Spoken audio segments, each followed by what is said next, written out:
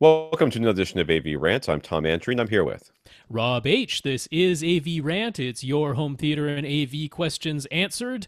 And my DVR is precariously close to full because I started watching The Punisher. I couldn't resist. I'm enjoying it. I like that show so far. 3 episodes in. I am also 3 episodes in, I believe. Yeah. And which was 3 episodes? Is it Restock? Is that the one where they go the home to get the guns from home for this? Is that the one? Or is it the one where he's with what's his name? It's when he's with the hacker dude. Or at least that's the last one I saw. Maybe that was only episode 2. I might That have could have been counted it two. wrong. That could have been 2. Anyways, it doesn't make any difference. I gotta admit, I'm not following this one quite as closely. I watched it, and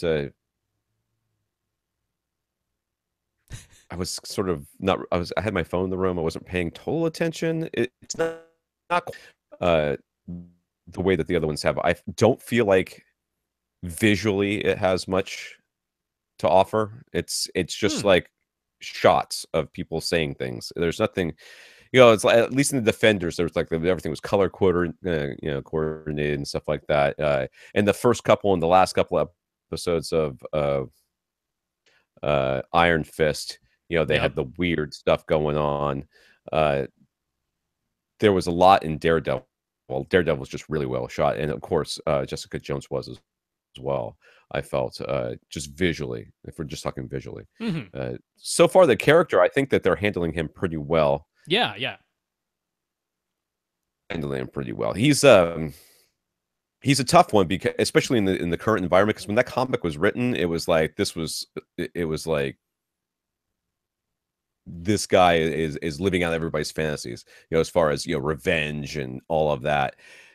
And in our current climate today, where we're a little more cognizant of just actually how messed up that must be, it's very hard to make him into seeing the world in purely black and white the way that he does. That is a horrible way to decide what to do. So exactly. So they're doing a fairly good job of humanizing him while still making him somewhat empathetic. The fact that they keep bringing his wife up, like, don't forget his wife is dead. It's like don't forget, because he's about to do something horrible. Yeah, he's gonna do something terrible. Oh, I forgot to look up the listeners of the week. Yep. Hold on. Did you plug in Hardwired? Because you were robot voice on my end, and probably for the live feed, but is that true? So shall it be. We'll have a clean feed later on, so no worries. Hopefully. Yeah, I did. I am hardwired in. I don't know why I would have gone off of that. So maybe while you're looking it up, I'll do the preamble if you want. We can do that. Oh, wait a second here. Who was the last one? Nope, we got no new listeners of the week. So that makes it easy then. All right, it's all on you. This is AV Rant, the podcast that answers your home theater and AV questions. Get your questions answered. If you ask by emailing us at question@avrant.com. Go to www.avrant.com. Leave us a comment. Facebook.com/avrantpodcast. /avrant, where you can see the full behind the scenes robotic voice Tom 2-hour video. What if all of the voice is robotic? Better continuity. If people continue to somehow watch this version more than the proper version with clean audio and actual images and stuff when we're talking about images, that will really baffle me. I mean, really baffle me. The waveform looks fine. The waveform looks okay. No, the local recording will be fine. It's just our internet connection is a little bit shoddy tonight, so that's how it goes. I am hardwired in. You actually literally saw me do it. Might be mine. If you want to contact us directly, it's Rob at AVRant.com. His Twitter is at FirstReflect. I'm Tom at AVRant.com. AVRant_Tom. I got a suggestion today from somebody named James who said, can we have a Twitter account that is just dedicated to the podcast that we can both use, having to follow our individual. He doesn't want to follow our individual account because of political views being shared. Dude, follow at AVRant_Tom. You will get nothing but the podcast, because I don't post anything to Twitter personal anymore. Wow. And if I do, I don't know, Matt. If the minimal amount of political or humor or whatever that I tweet out there is enough to send somebody off, then okay. Well, just follow me. I mean, that's right. I'm clearly. That's right. You are just the podcast feed. That is so true. AVRant_Tom. We also have a producer, Austin. He helps with our putting together a list together. Dude, what is going on with the review? I don't know. I haven't heard from Austin. Haven't talked to him. I have got to. I asked him to call me a while back, and he never did. So I think he's like, I don't want to give it back. So I'm gonna have to. He's probably gonna have people over for Christmas. Probably still wants to have them. Yeah, our internet connection sucks. Yeah, I think it's my I know one of my kids is out there watching some sort of video for homework, so that's part of it. Bandwidth limitations. Yeah. Anyways, Austin, our producer, helps with the question list and is also doing a video review / tutorial for big subs in oddly shaped rooms, which will be coming out soon. The podcast soon. So let's see what else. Yeah, he has his own Twitter at Austin Pond, TEN Austin Pond. He has also his own podcast, the We Watch Movies podcast about how air does or does not circulate through very small rooms with bright lights on it and no AC, because it's outside for the AC to kick in, but too hot in the room to live comfortably. It's a targeted podcast. That's why they called it We Watch Movies. It is very specific. For my specific situation at this moment. I am literally sweating. This is going to be 2 hours of moist Tom.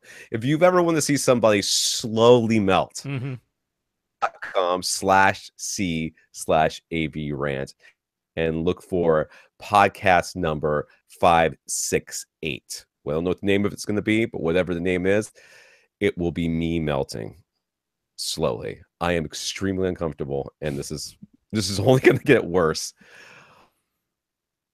I need a towel or a sponge. I mean, it's cold enough here. I've gone to the extreme of actually closing my window. It's a rarity in my apartment. I opened my window knowing full well that there's a hole in the screen and bugs will come in, and that my neighbor's AC never goes off. So that will almost certainly go on at some time. So I don't care at this point. I need some sort of circulation. It is extremely hot in this room. All right. Let's thank our listeners of the week. We want to go to patreon.com and thank our 33 patrons, including Ian. They went to Patreon, which is a website where you can support the podcast by setting up a monthly donation of your choice. I think the minimum donation is $1 a month. That's $12 for a year. Yep. I feel like that's pretty good. Yeah. But you can give more if you so desire. So we want to thank our 33 patrons. Yeah, everyone over at patreon.com/AVRant podcast. Thanks so much for the support. Thank you, Ian, for letting us know that you're one of our patrons.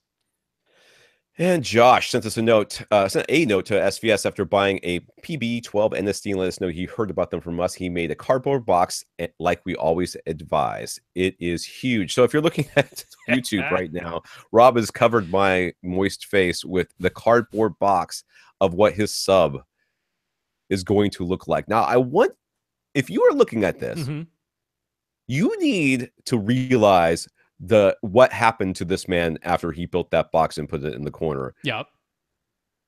But that's way bigger than I thought it was going to be. Yep. And then he had to sit there for a very long time, I would guess, and come up with all the reasons explain this purchase either to himself or to a significant other. Yeah. Or now, both. See, that's the PB12 NSD, which is the second smallest ported sub. Okay, the sealed subs are definitely smaller, but that's the second smallest of the ported subs. So he even said in his email, he's like, what the heck size is the PB16 Ultra, their largest ported box? And as Austin will attest, it is just slightly smaller than a 36-inch doorway. That's what a PB16 Ultra is looking at you. So, yeah. I have to take doorways into account. I think I have a 36-inch doorway, but I don't think I can make the turn in front of the couch. Yeah. Let's see here. Daniel gave us a shout out when he ordered his PB12 NSD from SVS. He went through our list of online speakers and got some ELAC debut towers as well. So that's a nice choice. Big thumbs up to that. Also got a pair of SVS PB12 NSD subs during their sale. Gave us a shout out on Twitter. They dwarf his tiny Bic F12. They also got a couple of SVS shirts packed in as a surprise from SVS as well. So that's pretty cool. I like an SVS shirt. Yeah. So the picture of the subs up in the upper right-hand corner, you kind of have to look up there, but there is the big F12 up there, cowering in fear of the two PB12 NSDs. Now, the big F12, that's a 12-inch ported sub. That is not a tiny sub in just out-and-out terms. He's just like, oh, by comparison, yes. Yeah. It's like those two subs next to each other are a love seat. They're the size of a love seat. Oh, yeah. A very big love seat. Comfortable love seat where you can sit three. Table. It's I think it's too tall to be a coffee table, but yes, it's a very big coffee table. So yeah, that's I wonder if those are actually shirts or if they're just like the special little covers they put on the PP12s. Yeah, these things are big, but it's funny because we just talked about this last week, didn't we? Did we just talk about last week? No, the sale it went gangbusters. So yeah, I guess so. So they ship real fast down there too. So that's right. All right, thank you all to all of you who talked us up to these companies. We really appreciate it. Thank you, guys. Let's get the news. Carl, the FCC approved its ATSC 3.0 broadcast standard for the USA. ATSC 3.0 transmissions are voluntary for broadcasters, and if they do switch over to, I'm not saying it again, they are required to still broadcast in ATSC 1.0 for at least 5 years. So 3.0 allows for 4K, HDR, and high frame rate broadcasts, although none of those things are mandatory. And for North America, the audio format will be Dolby AC4, which can optionally include Atmos. I'm sure it's very poorly implemented Atmos, but there we go. Well, that would be the Dolby Digital Plus lossy version of Atmos, but that's what you're getting from Vudu or Netflix. So nothing wrong with that. It's I mean, I'm almost of the opinion that things do need to be mandatory for them to like happen.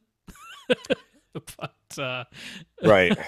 If you would like to check out the Cedia Tech Council podcast, they actually did a whole special on ATSC 3.0 and really went into some of the details. So it sounds like it's extremely dynamic and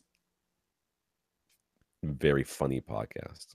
it's a good podcast. I like listening to it. So yeah. I'm not saying it's not a good podcast. I'm just saying that the name of it is quite dry. All right. Sony demonstrated their long-awaited Dolby Vision's firmware update for their A1E, Z9D, and X930E, X940E TVs. All right.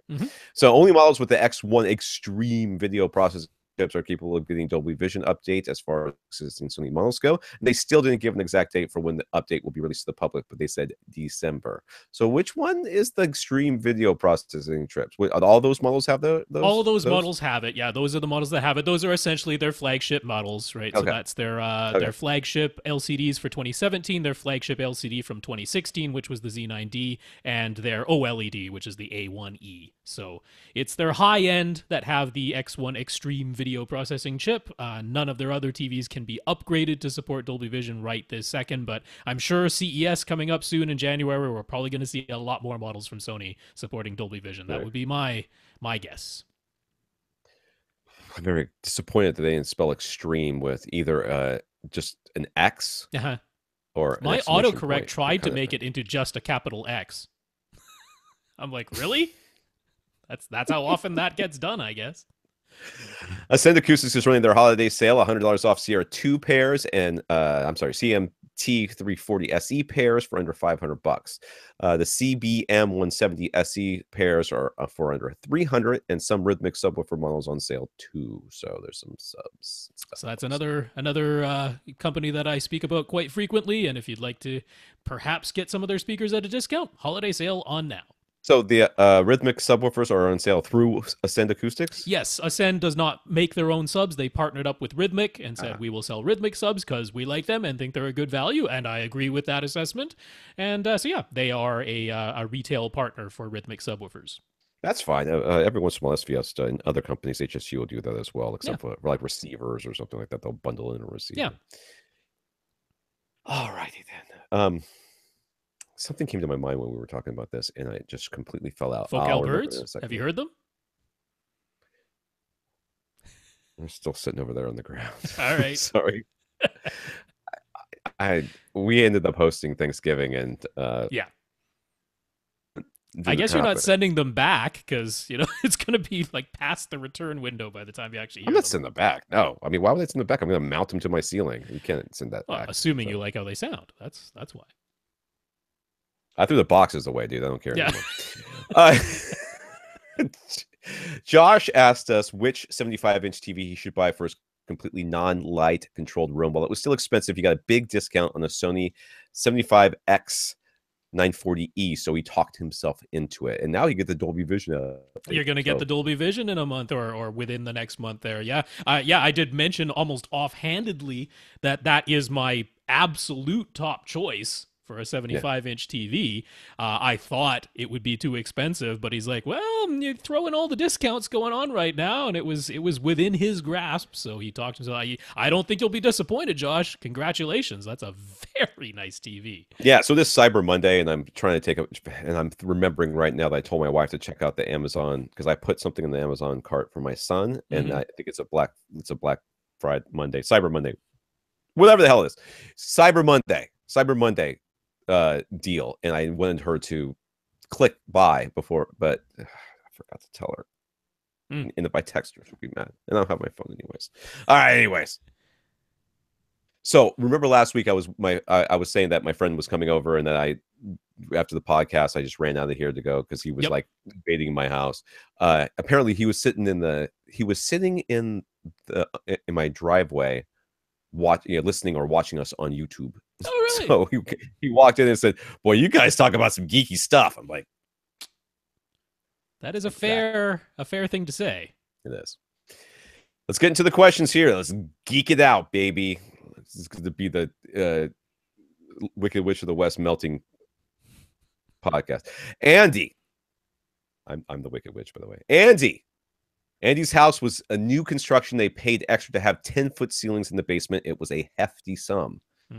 The basement is unfinished for now, but they plan on finishing the basement next year. They plan on keeping the basement fairly open and multi-purpose, of course. Andy wants to install a 5.2.4 theater in a section of the open space. He's planning on just a single row of seats about 10, 12 feet from the screen. There is some ducting and pipe running along the ceiling joist just in front of where he figures he will install the screen.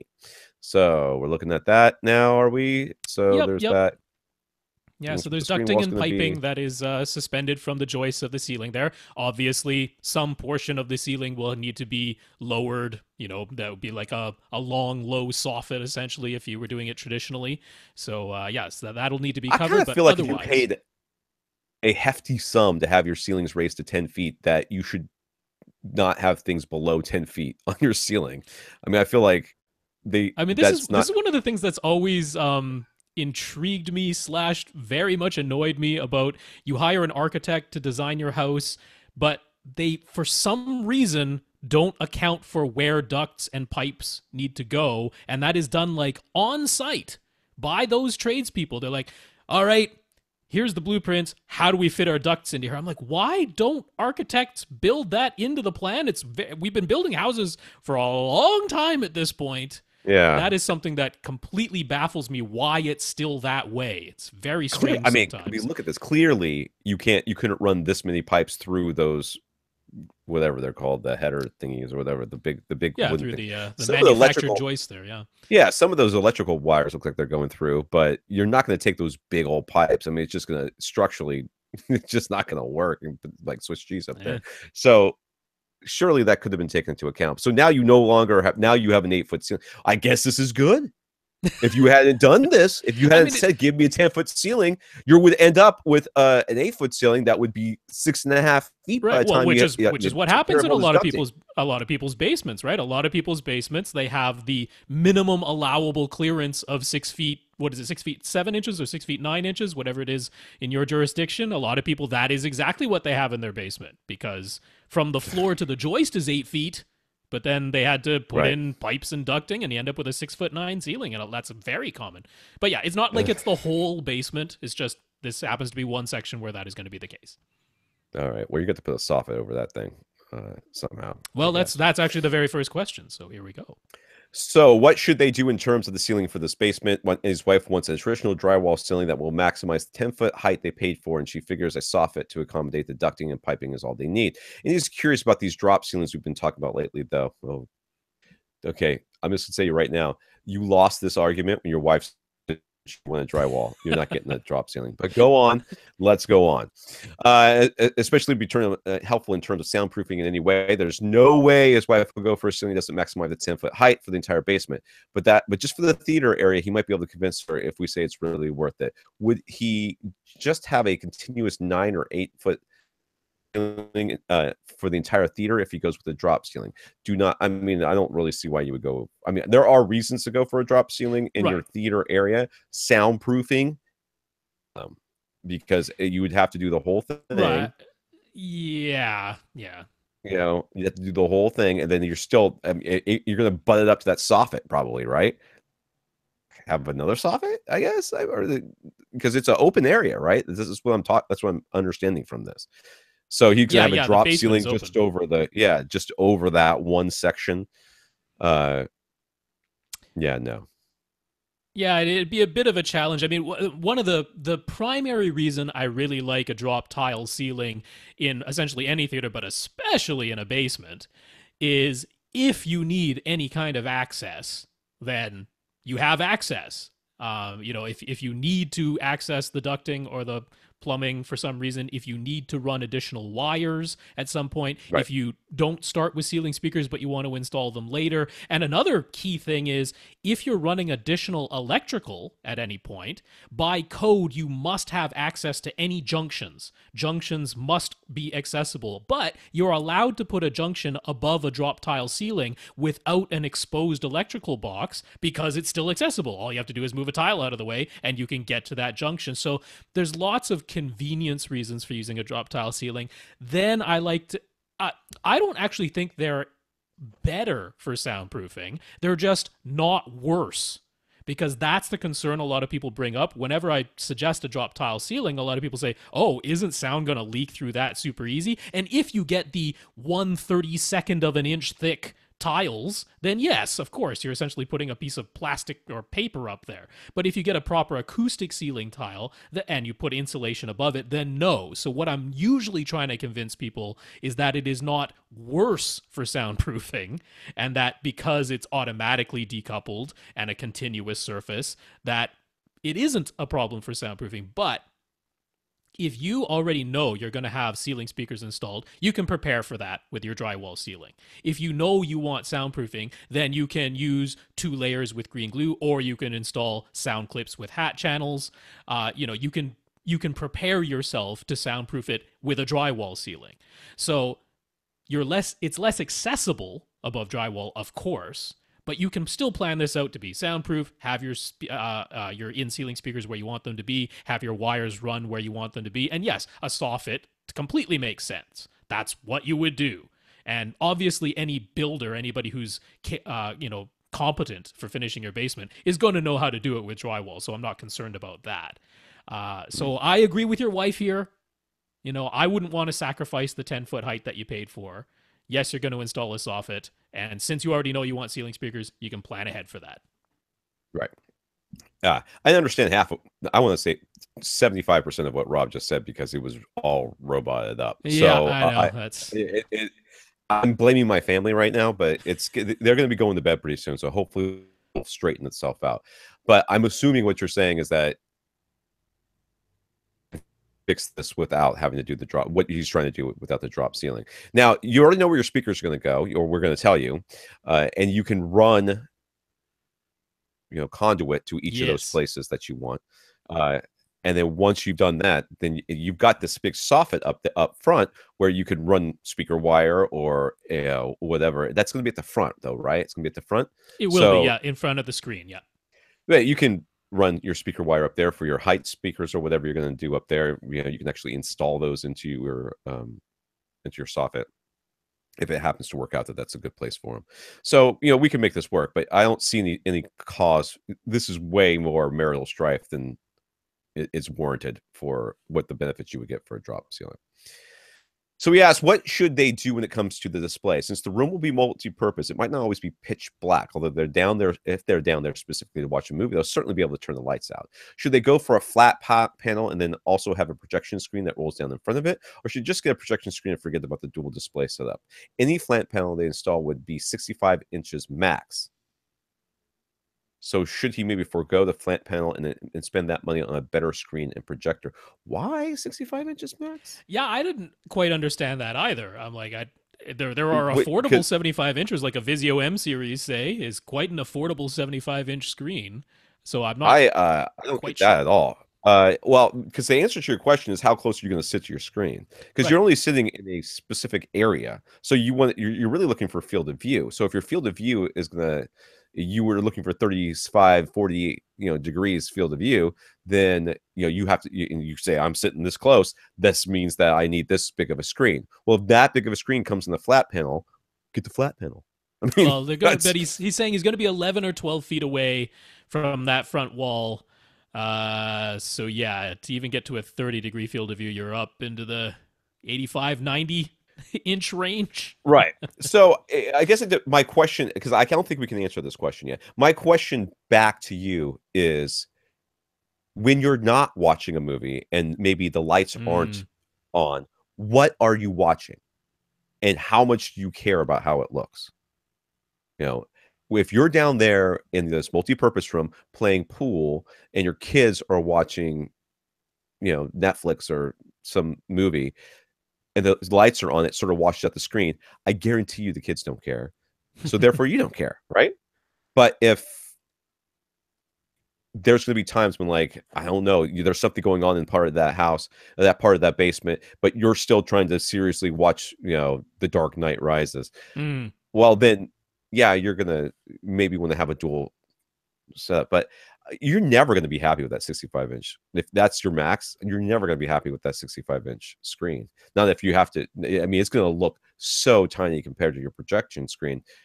I don't really see any reason to get one. I think you should just get like I really think you should just get a normal projector and set up and just tell people to turn the lights out whenever you're trying to watch stuff. Yeah, I mean, I wouldn't. So first of all, if you are going to have this 10 to 11 foot viewing distance, then yeah, you'd want your flat panel to be north of 80 inches. I mean, Yeah. ideally, just for viewing angle, that's what you would prefer. He's to have 11 feet away. Is that what you said? Yeah. He's between dude, 10 you and got to go 11 feet. 90 plus minimum in my Well, I book, mean 'cause that would be if it were for your movies, right? For HDTV, for games, you're looking at your 30 to 32 degree field of view. He's in the 80 to 85 inch screen range, which is not impossible, but that starts getting pretty spendy as soon as you go above 75. I mean, 75 wouldn't be horrible, but 65 is too small. 65 isn't worth your while. So I'm not sure why he mentioned that 65 inches is as large as they would ever consider for a flat panel, but let's just take him at his word. If that's the case, I'm going to say that's too small. Don't spend it on that. I wouldn't object to him possibly getting an ambient light rejecting screen. That wouldn't be the worst possible use of that money. I want to know before we recommend that, how much of this time is he going to spend in the dark versus not in the dark? Yeah. Because I you know me, I do not like light rejecting screens. I think that they're more trouble than they're worth. And especially when people are like, well, sometimes we're going to watch a game during the day. Like, okay, you mean you're going to compromise your viewing experience at all the other times of the year when you're watching stuff at night for the Super Bowl, which is usually it depends on which coast you live on, but or that occasional bowl game, or Thanksgiving or something like that. You're going to ruin because believe me, you're the only one that cares about it anyways. Everybody else will be like, that's a really big screen, boy, there's a lot of bass in here. No one is going to look at your thing and say, oh well, colors are kind of washed out. Yeah. Well, I will say though that the Elite Screen's newest, they call it their Cinegray 5D. Yeah, I'm not sure why it's 5D, but Cinegray 5D from Elite Screens, it's fairly, it's really quite affordable. It does a pretty decent job, particularly at light coming from directly overhead. That's sort of what they made it for. So if you're concerned about, you're going to have maybe light in that soffit or something firing downward, it's actually kind of designed for that scenario. So I'll throw it out there to you, but we're in agreement here that a 65-inch flat panel doesn't make sense here. Don't do that. So No. either get bigger. I mean, 75 really wouldn't be too bad, especially if you're 10 feet away instead of 11. So 75 I was going to say, inches, can you cheat those shapes forward a little bit? 75 inches from 10 feet away, I'd be on board with that. That I would give serious consideration, like a 75-inch M series sitting 10 feet away, and then you have a projector screen that comes down in front of that. And Like, remember, you can actually make that happen pretty easily if you just Yeah. say, I'm not going to wall mount this thing. I'm going to put all my equipment up in this nice cabinet that we're going to buy. We'll put it and put the thing on there, and then that's at least a foot off the wall. Well, yeah, you get one. You get So there's a foot closer. You get one of anyways. those 3-in-1 stands, that actually, like, it has a wall mount, but it's attached to the stand instead of Yeah. actually on the wall. Right? That could be very doable. So yeah. Well, there you go. We're saying either get a bigger flat panel or don't bother. That's what we think. Ian. So Ian recently upgraded his theater. He picked up 4 used theater seats for $100. Wow, that's pretty good. So he now has 2 rows of seats. He installed a second pair of side surrounds. So then now there's a pair of side surrounds for each row of seats. And he expanded to Atmos. So now he has a 5.1.4 configuration. Yes, Tom, he knows it should be 5.2.4. You are correct, sir. Technically, it's like 7.2.4 now that you put it. It's really the 5 channels just split into 2 ones. But anyways. Yeah. This past summer, he asked us about getting a gigantic screen so he could use in his backyard, and he had considered a screen that was about 16 feet wide, 9 feet tall. I remember this guy. Yeah. But he decided to heed our advice of just because you can doesn't mean you should, and focus on something smaller and more manageable. The experience left him wanting a larger projection screen for his theater, though. Just think if you had gotten the real big one. Just think if you had gotten the real big one. What situation? We have saved you, sir. You are welcome. And he'd like to upgrade his Epson 8350 projector as well. So Ian is visually impaired. All right, so that's another reason why he wants a big screen. So resolution and sharpness are less of a concern to him than contrast, color, and sheer size. Will the Epson 5040U be a really noticeable upgrade over his 8350? How big of a screen is he going to? We don't know that yet. We got to know that first. Well, that's coming up next. He's going to maybe 160 inches is what he's thinking. Okay, from 120. 60, you need a projector that can handle that. A lot of projectors can't handle 100. Well, they can, but they start to lose brightness in contrast pretty quickly after about 135, right? I mean, generally speaking. Well, I mean, that's one of his questions too. But why are these questions not in the right order then? Well, I mean, I don't know. I was going a little bit by the way that he asked them in his email. Tried to reorganize. That's fine. The Epson 5040UB is without question an upgrade over the 8350 in every conceivable way. Well, there you go. Now, if your eyesight isn't the best, are you going to care about the wobble K versus it just being 1080p? Definitely not. In fact, you're probably not going to care about that if you have 20/20 vision. But the black levels are definitely blacker. The contrast is definitely higher. It is brighter, even though the 8350 is already quite a bright projector. And if you want it to, it has a DCI filter to give you the full P3 color gamut, which the 8350 cannot touch. So in every way that you've mentioned, it is without question an upgrade.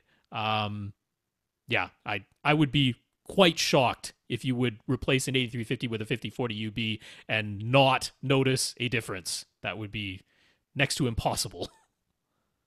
Yeah. All right, so his current screen is 120. We just talked about that. And it's a manual pull down. He's considering upgrading to a screen that's 140 inches wide, which would be 160 inches diagonal. Rob already said that. Still a roll down one. But he'd like it to be acoustically transparent with all 3 of his front speakers behind the screen. So he's considering Seymour AV. Seymour AV offers roll-down screens with motorized masking, but it isn't 4-way masking. You can either mask off just the top to turn the 16:9 to a 2.35:1, or you can mask off the left and right sides to turn a 2.35:1 to a 16:9.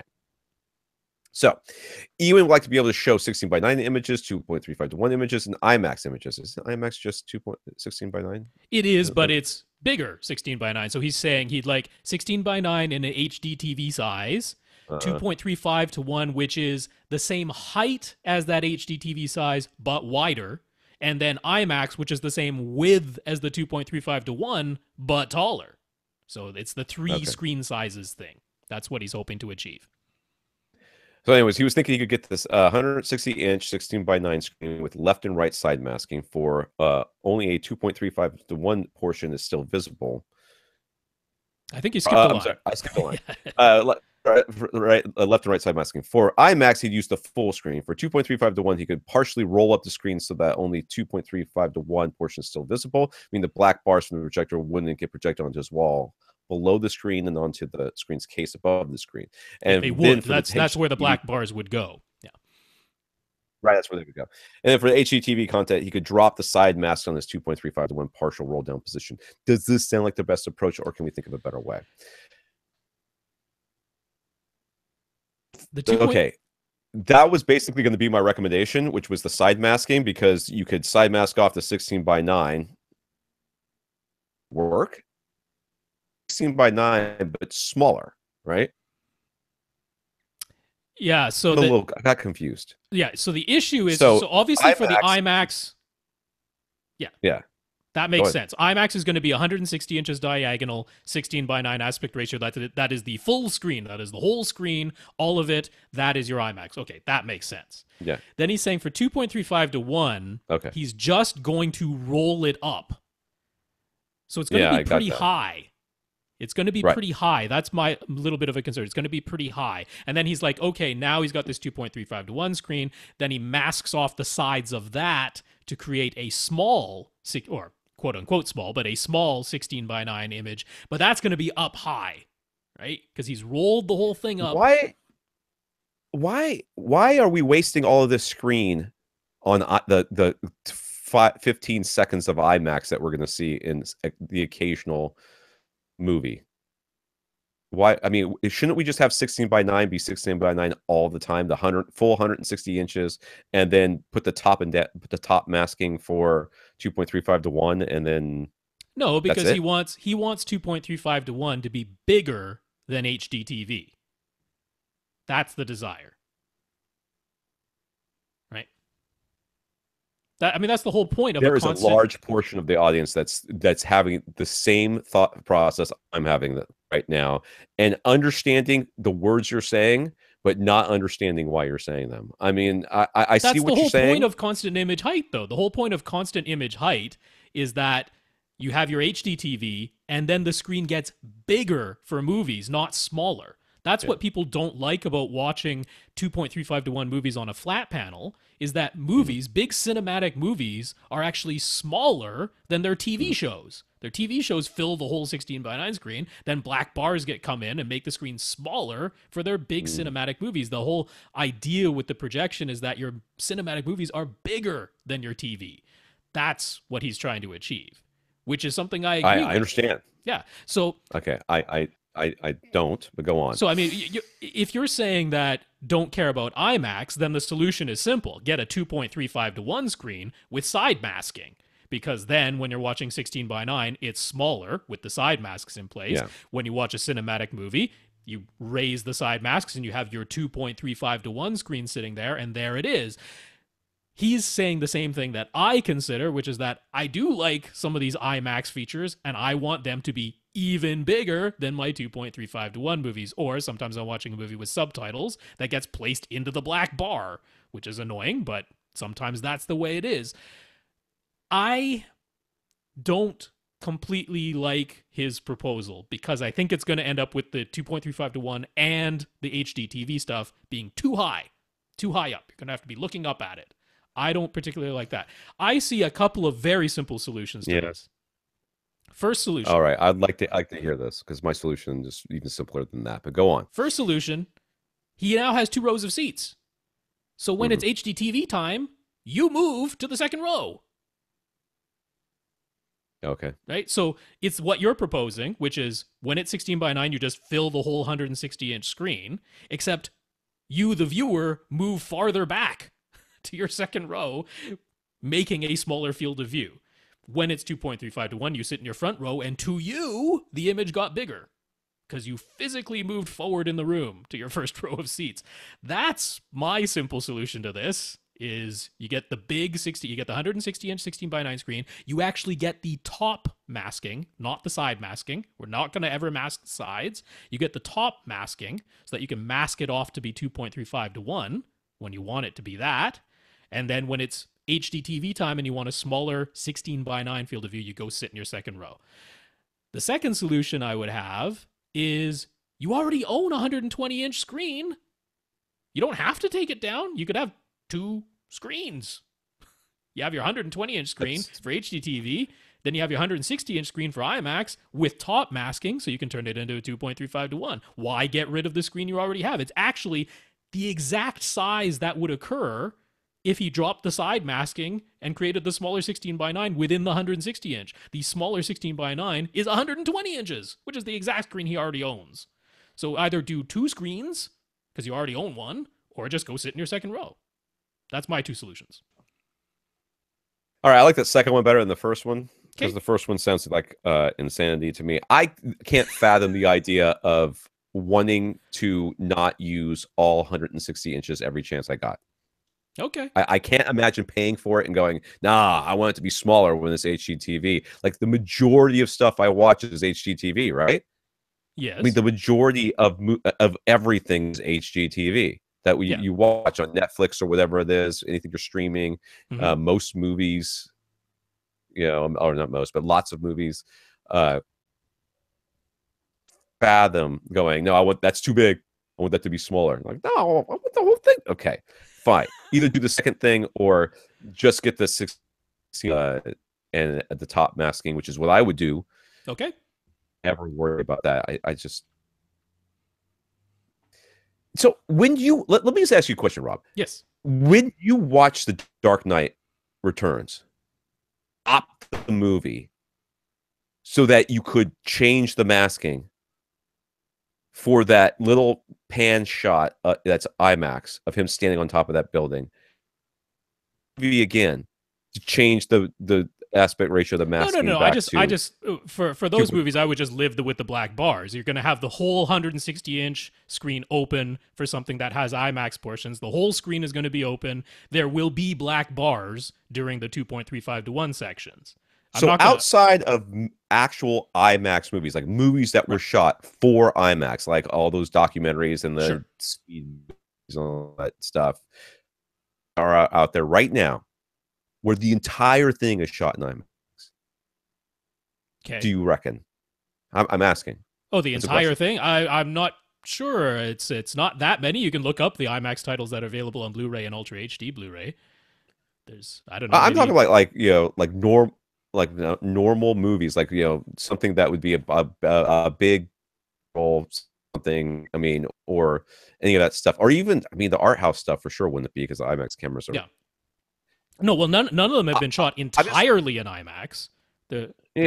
So basically, the only time this IMAX format is used, shots in like Batman movies with what's his name, Nolan as director. Nolan. Yeah, like Dunkirk, right? Dunkirk. Okay, so there's one. But that whole movie is not in IMAX. No, about 75% of it is. So again, with that movie, you'll be living with the black bars. I mean, this is just between you and okay. So it's really only for actual IMAX documentary things that this whole scenario that you've laid out. Mm-hmm. Yeah, it's only for things that were shot in IMAX. That's what I want the huge 16:9 for. Yeah.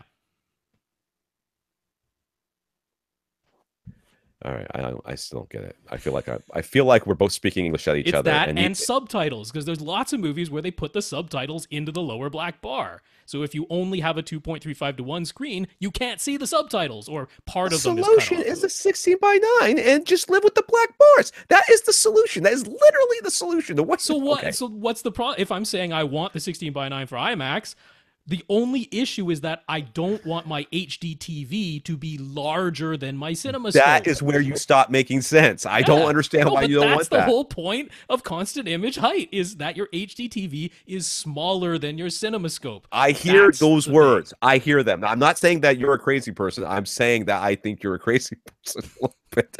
But that's okay. All right? I'm not insulting you. I don't want that. I don't want this is going to negative place. I'm just like, I that just does not register to me as something I would want. But that's good. Fine. Okay, we're all on the same page here. Please vote on who's right on this in the comments of this. I want my movies to be bigger than my television. That's I got it. Simple No, as I that. got it. I 100% got it. I 100% got it.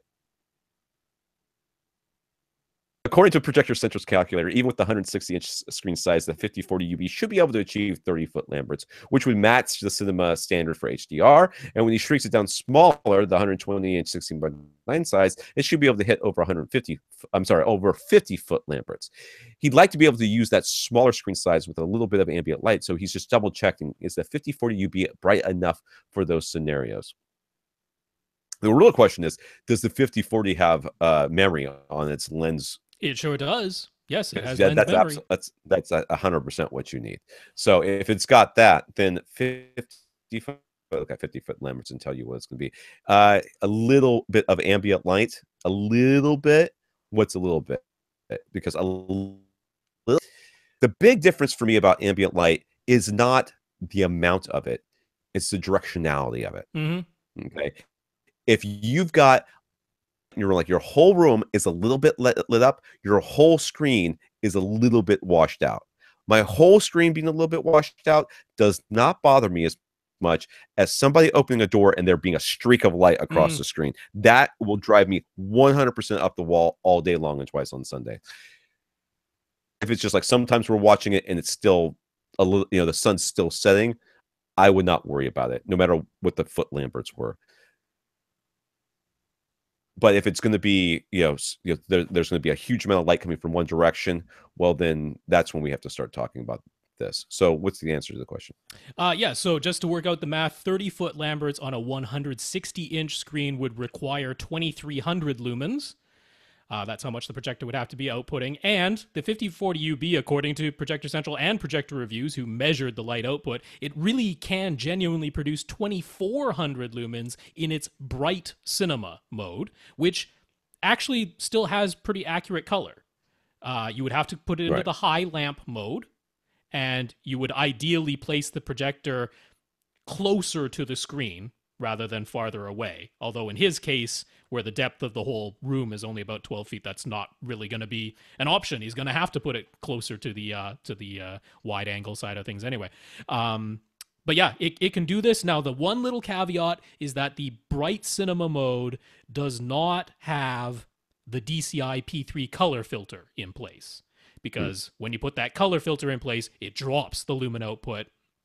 That's under the digital cinema picture mode. That's the one that puts that DCI P3 color in place. Easy to remember because digital cinema and it's digital cinema color. That's what you're going for. And it basically cuts the light output in half when you put that up there. So if you were to use the digital cinema picture mode, no, it would not be bright enough. Although it'd be bright enough for standard dynamic range, even on a 160-inch screen.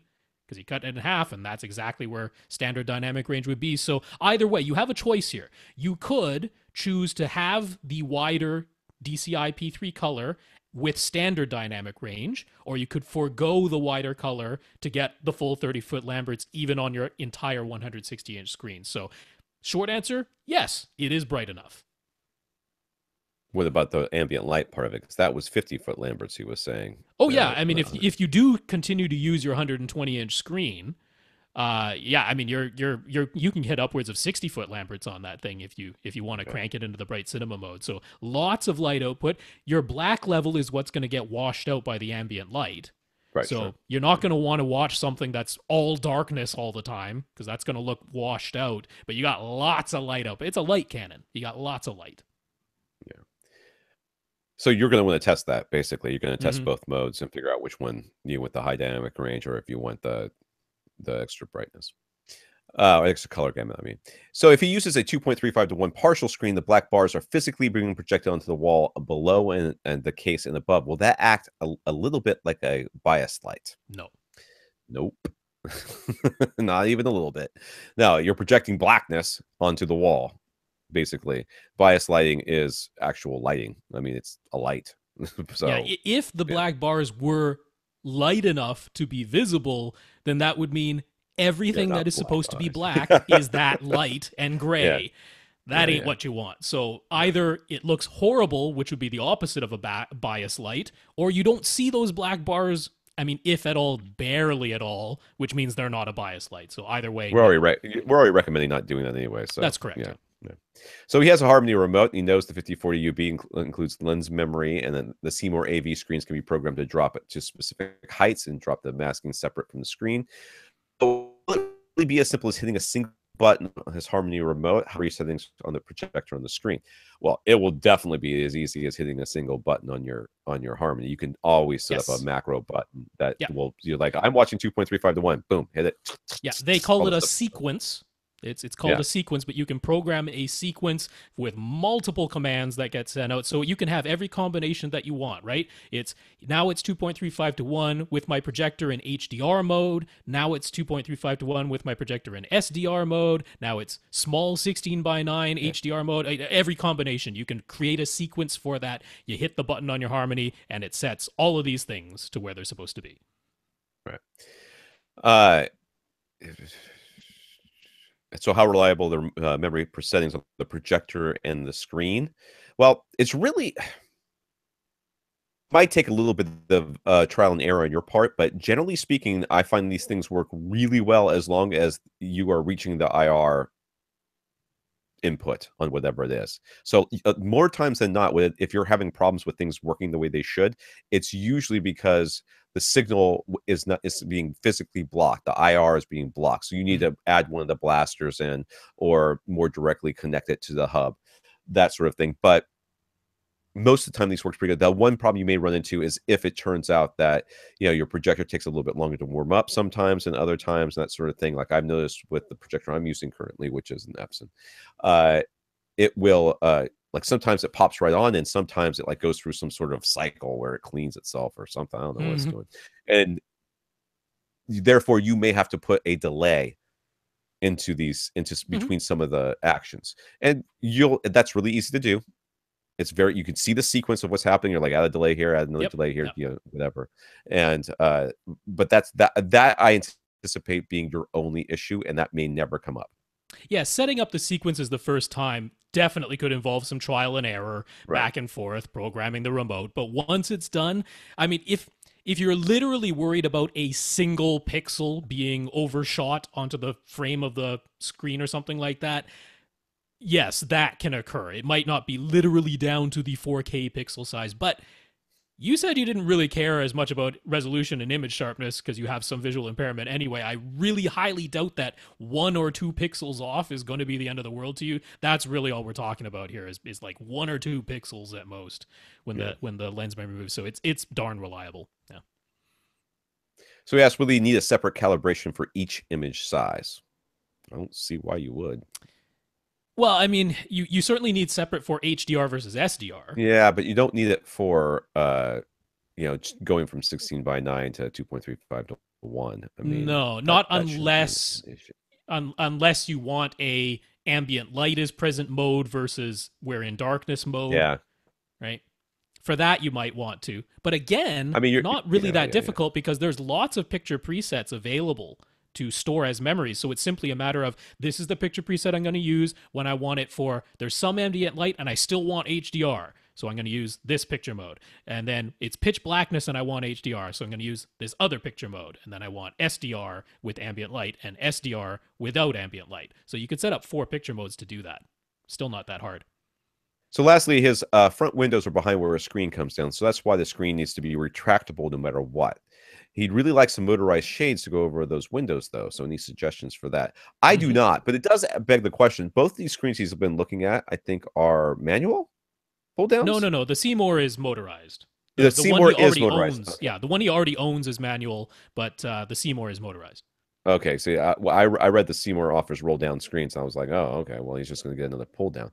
All right, yeah. So this is going to be really slick because when you turn on your system, your Harmony, you're going to say, no matter the first thing that you do, and every time I turn something on, is close the windows, close the shades. That's right, which is pretty cool. And then you'll have to decide afterwards whether or not you want those shades open or not afterwards. where you don't want them or you do want them. So I don't know I've never actually looked up motorized shades before, because once I've closed those shades, I don't I don't mind doing that manually. I do that all the time manually. So go on. Well, I'm going to rely on something that Richard Gunther and Josh Pollard over at Digital Media Zone have been recommending for a long time, which is it's called Serena Shades, and it's by Lutron. So lots of people know Lutron as a lighting company, a home automation company, but they have a specific series of shades that are called the Serena Shades. Now, they're actually battery powered, but that's kind of nice, because then you don't have to have a electrical cord traipsing or wire through the walls. And the batteries last a good long time, so it's not like you're changing the batteries all the time. But they're battery powered, they're reasonably affordable, and being that they're from Lutron, they will completely work with your Harmony remote. So just like Tom said, this can be really nice and slick. You hit a button, those shades come down, those shades go up, however you want to control them. You can do it from an app on your smartphone too. So they're affordable, battery powered, Serena Shades from Lutron. I'm trying to see how much they cost. You get them at Lowe's and Home Depot too. So you just go to your local Lowe's. There you go. Yeah. All right, done with that one. That was a long one. Ted. We haven't talked to Ted in a while. So this is a different Ted, though. It's a different Ted? This is Ted T, not Ted M. Oh, I didn't even know. Different Ted. I was going to say maybe he doesn't like his legacy audio speakers now. We're going to have to help him shop for new speakers. Or maybe he's going for subwoofer number 5. Ted T, different Ted. In object-based audio like Atmos, does the object processing extend into floor level speakers, or is it only used in the overhead channels? Oh, that's a good question. So in the object level, it should be all the speakers, right? Well, let me think about this. Because they have the channels, and then which are individual. Overhead stuff is metadata. Well, you have 2 overhead channels, so you get 9 channels in the Atmos system for the home. You get 9 channels, which means if you want to say this sound gets played out of this speaker, you use the channels. But if you just want to move a sound around in full 3-dimensional space, you create it as an object with metadata attached to it. So it is all those channels then. Yay. Yes, you can absolutely have objects in the floor level channels. That is how front wide speakers or surround 2 or center back, which are all possible speaker placements that you could have if you have like a Trinov, altitude 32. It can put in all of these Atmos positions. Well, there are no channels for those extra positions, but objects that are panning through those positions can absolutely play. Now, how often is it actually used in the mix? That's highly questionable, and I don't really know how to confirm how often objects are being used in the floor level speaker mix, because that's up to the mixers and the masters. It's up to them whether they use it or not. But can it be? Absolutely yes. Right, but once you put something as an object in the room, isn't it up to the processing to decide what speaker it comes out of, even the floor level speakers? Or the floor level still built as the channels, and then the metadata does not play?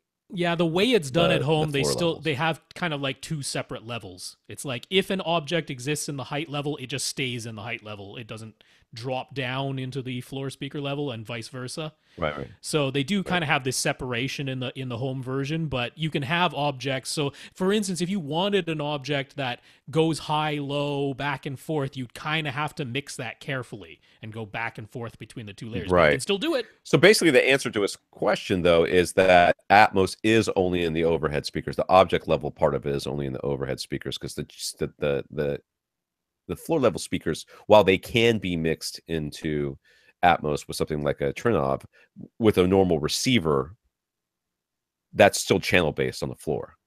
No, you can have objects. It's just you have 2 layers of objects. That's all. You have a floor level object or a height level object. If you want to move between the 2 layers, you just have to mix it carefully. But you can absolutely have objects in the floor layer. Yes, you can. Okay. So Ted has a 20 by 20 by 8 foot room. He's planning to put 4 recliners arranged in an arc about 10 feet from the TV. Wow, acoustically not so swell. He has 7 speakercraft and ceiling speakers on hand that he can use for overhead speakers. Is there a layout for overhead speakers that would sound good for both Atmos and Oro 3D? The speakers are aimable up to 30 degrees off axis if that helps. So do we know where they are? I mean, she just says there's 7 speakers Yeah, I up don't know if there. they're already in there or if he just owns them and can put them where he wants. I mean, I assume he's willing to move them if they are already installed because he's like, what's the I would layout? not assume that. I mean, why wouldn't he well, maybe okay, Well, because he's asking, is there something that's compatible for both? So if they're not where they already need to be, what good is answering that question? okay, so you depends on where you end up. So he's going to use these for Atmos, so an overhead. So he's going to use wow. No, to be I Atmos Go and ahead. Oro 3D, it must be front heights Right. and rear heights. Front Right. heights and rear heights is the only configuration that is compatible with both of those formats. They must be So labeled as front heights and rear heights. that's 4 of your speakers. So that you just you'll have to figure out the angles to figure out where those are, and then you're going to put 1 speaker above you for the voice of God for That's for for Auro Oro 3D, 3D. Yeah. and that's it. So you got 2 extra speakers basically. Yeah, two will be left over, but that's fine. He's just saying he already owns them. Now, Yeah. Oro wants you to have your front height speakers at a 30-degree elevation, and they want you to have your rear height speakers at a 30-degree elevation behind you. Now, he's got an 8-foot ceiling. I'm going to assume the typical, you're about 3 feet off the ground, meaning there's about 5 feet from your ears to the ceiling. So 30 degrees to create the 30-degree elevation angle, you would want the front height speakers to be essentially 8.5 feet in front of you, and the rear height speakers to be 8.5 feet behind you. Now, physically, that's possible. Yeah, it should And be. Yeah. and even though I rarely recommend angling in ceiling speakers, in that instance I would, because to have them aimed right at you, they'd actually need to be able to swivel 60 degrees. Right? So if you swung them the whole 30 degrees that they're able to swivel, then at least you're within the 30-degree off-axis response of that in-ceiling speaker if you put them that far forward. Now, that's what Oro 3D would ideally like you to have, but front height and rear height speakers can be as much as a 45-degree elevation angle. That's allowable. It's anywhere from 30 to 45 degrees elevation. Now, that would only be 5 feet in front of you and 5 feet behind you. So the real answer is somewhere between 5 and 8.5 feet in front of you, somewhere between 5 and 8.5 feet behind you. You must call them front heights and rear heights, but that's the setup. Yeah, and this whole aiming the tweeter thing, or aiming the speaker, I think you can aim probably the whole speaker with speaker Could craft. be, yeah. With those, I would recommend shooting them straight down to begin with, then straight as far towards you as personally as possible. Yeah, give it a try, yeah. And then see which one you like. I don't think that there's much point in doing something in between. I don't really think that there's going to be much point doing something in between. It's either going to sound fine one way or sound better the other way, and that'll be it. But try them both, since it's usually just a matter of taking the grill off and or maybe physically just turning the things. So lastly, ask, why do we hate on Polk so much? I'm sorry that you like Polk speakers, dude, or that you own them, but we don't hate them. And the fact that we don't praise them as much as some people would like is not the same thing as hate. Yes, welcome to the internet, where if you don't recommend something as your number one choice, it means you hate it. Yeah, I'm indifferent about Polk. Their offerings are sometimes fine and sometimes not so fine, but most of the time I can find, for the same money I could spend on a Polk, I could find something better. That doesn't mean I don't like Polk. It just means that dollar for dollar, I would rather spend my money on something that gives me better value. That's exactly it. That's all it comes down to. That's not hate. I don't hate Polk. I don't really care. If you own Polk and you love them, I do not think you're a bad person. Absolutely I do not think not. you wasted More your power money. to you. I think that you got something that you love, and I applaud you for it, and I'm glad for you. And I don't think that you need to switch your speakers. I don't think you need to buy anything else. Agreed. I'm 100% okay with you having those Polk speakers.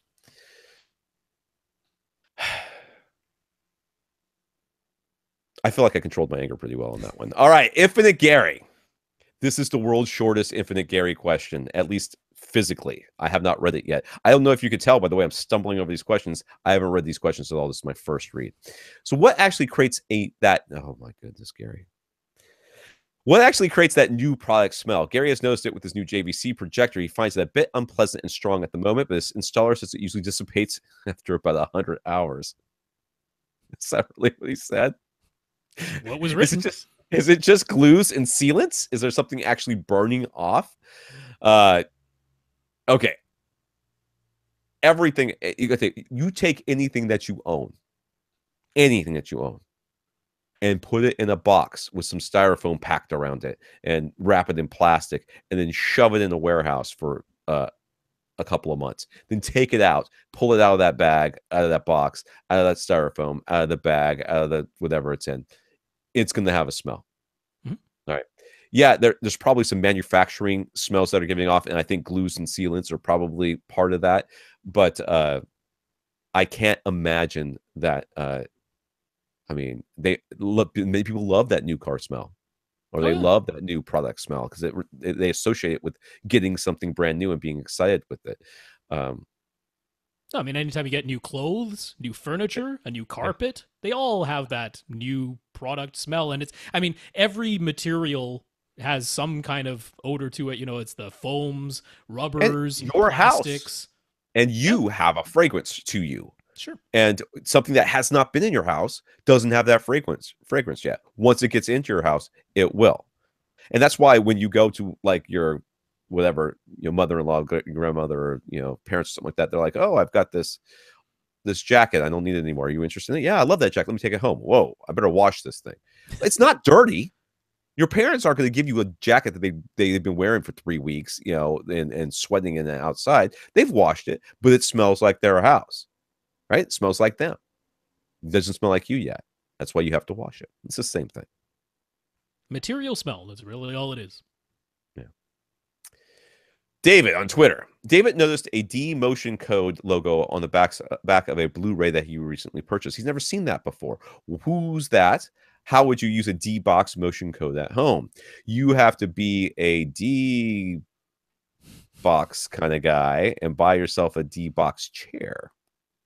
So this is a chair that if you've ever been to one of the movies where the chair gallops as the horse gallops, or swings around as you're going through I can only imagine what it does during Spider-Man Homecoming. I just finished watching that movie, which is a pretty good flick. And it was great that they had Michael Keaton in it because it's kind of the whole circle of life where he goes from being Batman to being the Vulture. But I like that movie. It's a very, very nice movie. Yeah. But that's what it's for. It's essentially, it's like saying Atmos. Like if you have an Atmos receiver, you can get the Atmos soundtrack off of it. If you don't, then you don't. If you don't have a D-Box chair hooked up to your, how many planes are going to go by tonight? I'm not closing that window. I'm sorry. That's what this is for. Yeah, this might have just been a little bit of lack of awareness that you can have D-Box at home. They have a home solution. They sell a thing called the HEMC controller. Trying to figure out what a home entertainment motion controller. That's what that stands for. It's I think that's a $2,000 or $3,000 thing, and then each seat typically costs a couple grand, like just for the D-Box motion actuators. If you want the they offer a 2-axis and a 3-axis version. I can't imagine why you would get the 2-axis version, because that is severely limiting the amount of movement that you can do. You definitely want the 3-axis version, and that's like a couple grand. What is 2-axis? Just front and back? 2-axis? Yeah, no, it's just side to side. No, just front and back. Like this and like this. I can't see you. I'm not looking at you. So it's front and back, side to side, but then 3-axis is also up and down. Is that what I would guess? Well, 3 axes, yeah. Forward, back, left, right, up, down. Yeah. Okay. You're missing one of those in the 2-axis version. So it can't be the side to side, right? It can't be just up, down, front, back. That would be so weird. That's what I mean. It makes no sense to have the 2-axis version. Anyway, it's not cheap, but you can certainly have it installed in your home theater, and then you have to purchase codes because D-Box creates the codes for each movie. They're the company that does that. So you have to purchase the code, and not every movie is supported. They have a pretty big library, but not every movie is supported. But you purchase the code that synchronizes with your player, and that's how it knows. So if you're seeing that a D-Box motion code is included when you purchase the Blu-ray, that means they've got some promotion going on there. You don't have to separately purchase the code if you already own D-Box. I imagine you don't see it very often because not a lot of people have D-Box at home. But for whatever reason, they cut a promo with the studio. They're like, here, include this code. Maybe it'll get more people to buy D-Box at home. I saw D-Box chairs in a theater store Yeah. like a higher end theater store. Yeah. It was an audio store. They mostly focus on two channels. Yeah, They like had one Fortress Seating does it. Continental Seating does it. Yeah, and I mean, they're telling me all about it, and they're like, "You want to try that?" I'm like, "Nope." They were like, "What? You want to try it?" I'm like, my "That sounds primary awful." reason for buying D-Box movie theater tickets is so I have 2 armrests. That is my primary reason, not for the motion, just so I have 2 proper armrests and leg room and nobody kicking the back of my seat. Dave is pretty sure all his electrical outlets are properly grounded. The house is less than 10 years old, but he's noticed that his APC J35B has a ground screw. Should he ground it to something extra like copper pipe? No, that's not for grounding it, dude. That's for grounding other things. Yes. That's what this is about. Yes, if you were to connect that ground screw to a copper pipe, that is how you create yourself some ground loops, sir. Yeah, that would be bad. That's the cause. No, directly from the manual, there is a system ground terminal that says the unit provides for the connection of grounding wires from all of your equipment to a central terminal lug. This ground connection eliminates ground loop problems. Tie all component grounds to this screw to break any possible ground loops that can cause an audible noise. Use a wire to connect any ungrounded components to this screw. Connecting to the TVSS screw will prevent sound or video interference from ungrounded equipment. So that's what it's there for. It's to ground other things. Next, he asks, could he connect the outputs on a Cables to Go IR repeater to the remote inputs on his equipment? So are you showing this picture online? I am. Okay. So basically, Cables to Go makes is like a box, and there's a couple of like one receiver unit that you plug, like you put into your room, and that hopefully has a real long cable, and that you then plug into the back of this thing as an input, and that accepts the IR codes from your remote. Then it has these little repeater things that you plug into it, which will you paste them to the front of each one of your devices, like your receiver, your DVD player. You place it right over the IR input. How do you know what that is? Get a flashlight, put it on the front of your device, and you will see it. You will see like this little light bulb looking thing, little like round spot. Yeah, a little corner, usually like a corner of the front panel someplace. Usually, it'll be kind of off to the side. And then you stick it right there, and that means that your IR codes will absolutely get where you want them to go. Could you do this? Yes. Now, there's also on the back of, say, an AV receiver, there's going to be a 3.5 millimeter plug input that says IR in, and probably another one that says IR out. And that will absolutely work with this as well. You would simply use a mono 3.5 millimeter cable to connect the output of one of this Cables to Go repeaters, which is just a 3.5 millimeter mono plug. You'd plug that directly to another 3.5 millimeter mono plug into that IR in on, say, the back of your AV receiver. IR codes are like hex codes that are standardized for each brand and for each model, and that's all that's being sent out is that signal. It's either being converted into IR light pulses, or that very same code can go straight into that 3.5 millimeter IR in plug on the back of your AV receiver, say.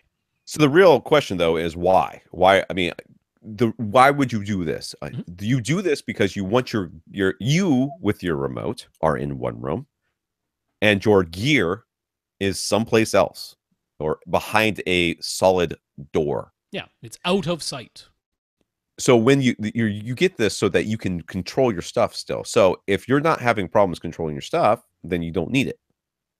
And many times you don't need all of what you're seeing right here anyways. You don't need each one to go to each individual device that's up there. I mean, yes, it will guarantee that it gets the code that it's supposed to get, but most of the time you just put one flasher in front of all your gear, and like, just say you put your gear in the closet. Okay, first of all, don't put your gear in the closet because it'll get very hot and then something will break. But if you're gonna put it in the closet, then get some ventilation or whatever. You put your gear in the closet, then you're going to close the closet door, then you're going to have your IR receiver that's going to come like snake out the top of the door and maybe, just kind of hang out on the door frame or something like that, where it's at the front of your room, we'll say. And when you press the remote, people naturally point at the TV, plus the remotes, if you could see the IR blast coming out of it, it's like a spotlight. I mean, it's huge. It's just flashing it everywhere. So it would hit that. It would go into your device. You could put one IR flasher like stuck to like the door, like so that when you close the door, it would be facing all of your gear. And most of the time, that's going to work as long as you have a reasonable amount of line of sight. If you don't, paint the door white and just have it reflect everything around in there, and you would be good. But yeah, this will work. This will absolutely work. Yep. Ryan.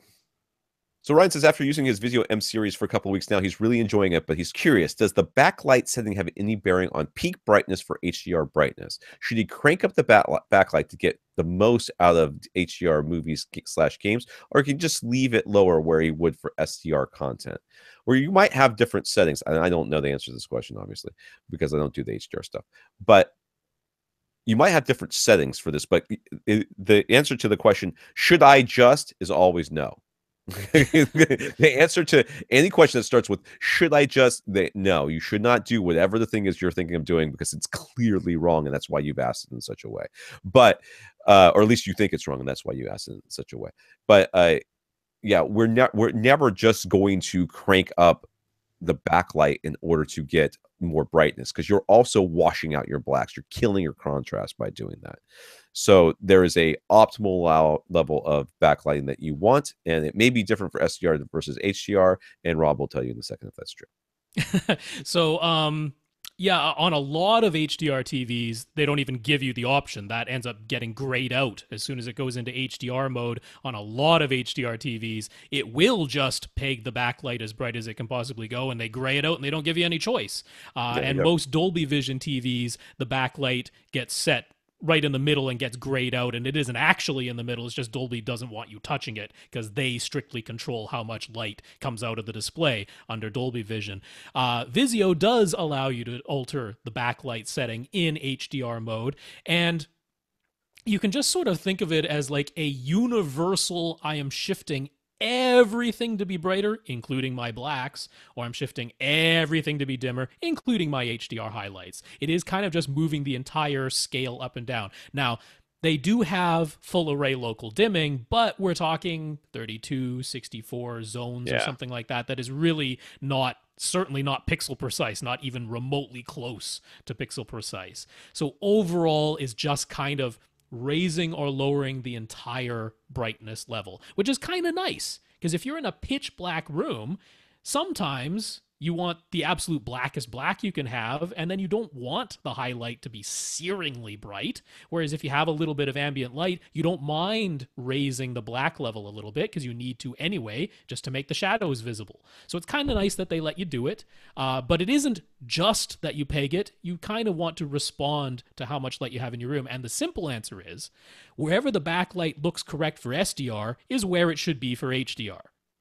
Because when you're setting SDR, you've now set your black level and your white level to be correct so that you see all the detail in the SDR image, and that doesn't change. For HDR, you still want black to be at that level, and then whites get brighter, but you still want your black to be where it is. You don't want to shift the black point just because you're suddenly watching HDR. That didn't change. So wherever it is for SDR, leave it there for HDR. That's the answer. So he's also curious about the difference between lossy music versus lossy movie tracks.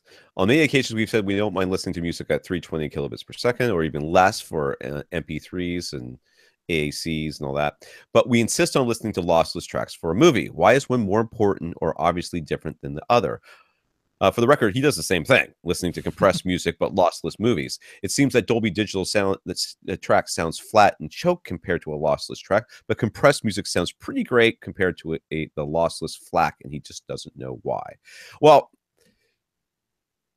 okay, first of all, they really don't give you any other options these days, right? It used to be, you could choose like the DTS-MA or the Dolby True HD, or you could choose the 5.1. Those days are gone. Those days don't exist anymore. So, but given the choice, would I choose one over the other? Well, it's very hard to make a very fair comparison here between the lossy one versus the lossless one, because in my mind, unless I know for sure that the lossy one is derived from the lossless one, I assume that they're different, like entirely. Like they were made at different times. Different people stepped into the studio at different times to mix these tracks. Therefore, you're not comparing apples and apples. You're comparing two different complete tracks. But what he says is that the Dolby Digital track sounds flat and choked compared to a lossless track. I would not disagree with your description. I often think it sounds truncated. Mm-hmm. I feel like there's less highs. There's definitely less lows. Like there's the difference in the bass seems to me to be pretty significant, and it not I wouldn't necessarily say it flat, but there isn't the. I guess I would say flat because I was about to say something about the depth of it. It just doesn't seem like there's as much there in the rest of the track. You know, the rest of the frequencies, but the highs and the lows definitely seem to be truncated. And I guess I would agree with you that the rest of it sounds pretty flat. I'm sure there's a reason why. The reality is, though, that we don't have the choice anymore. I'm happy for that. But when there was the choice and you chose between the two, there was a real audible difference. Though I won't say that living with the Dolby Digitals that we had before, and definitely the DTS tracks that we had on the Superbit discs, I still find quite acceptable. Mm-hmm. But the lossless tracks, when you compared them on the same disc, which I'm again saying I still don't think it's an apples to apples comparison, there was enough of a difference where you're like, yeah, this one's clearly better. Yeah, so it's not just as cut and dry as lossless versus lossy, because it's how lossy is it? That's true. When we had HD DVD, and a lot of those had Dolby Digital Plus, but it was the high bitrate version of Dolby Digital Plus, where you had 1.5 or more megabits per second dedicated to the Dolby Digital Plus audio. That lossy audio sounded every bit as good as the lossless audio, which is similar to having a high bitrate MP3, a 256 or a 320 kilobit per second MP3 versus the lossless, FLAC or just WAV file or whatever it is. So when you go back to typical 5.1 Dolby Digital, that is encoded at 384 kilobits per second. That's the rate that's typically used. That's 5.1. That's 6 channels. That's 64 kilobits per second per channel. So think about a 64 kilobit per second MP3 versus lossless, or a 256 or a 320. You can hear the difference in a 64 kilobit per second MP3. And right. That's essentially what your typical Dolby Digital 5.1 on any DVD, that was the bit rate.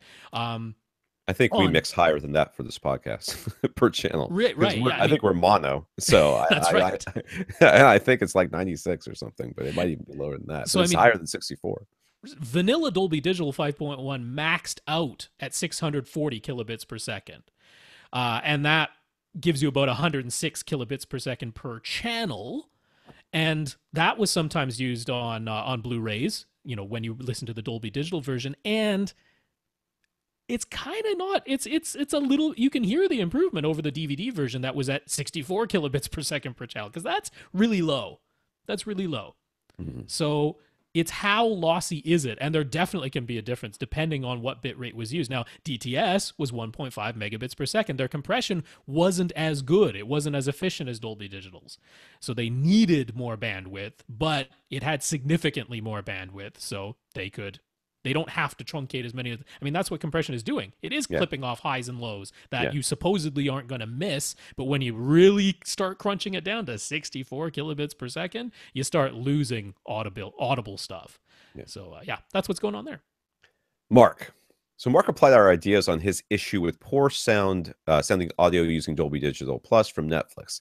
He went back to exclusively using his PS3 and changed the audio output to Bitstream. He now has Dolby Digital Plus on the front display of his AVR. While this now confirms the audio format being used for the content he's watched, or at least he's watching, he's still experiencing an overall lack of bass and immersive audio. Strangely similar to the all channels stereo.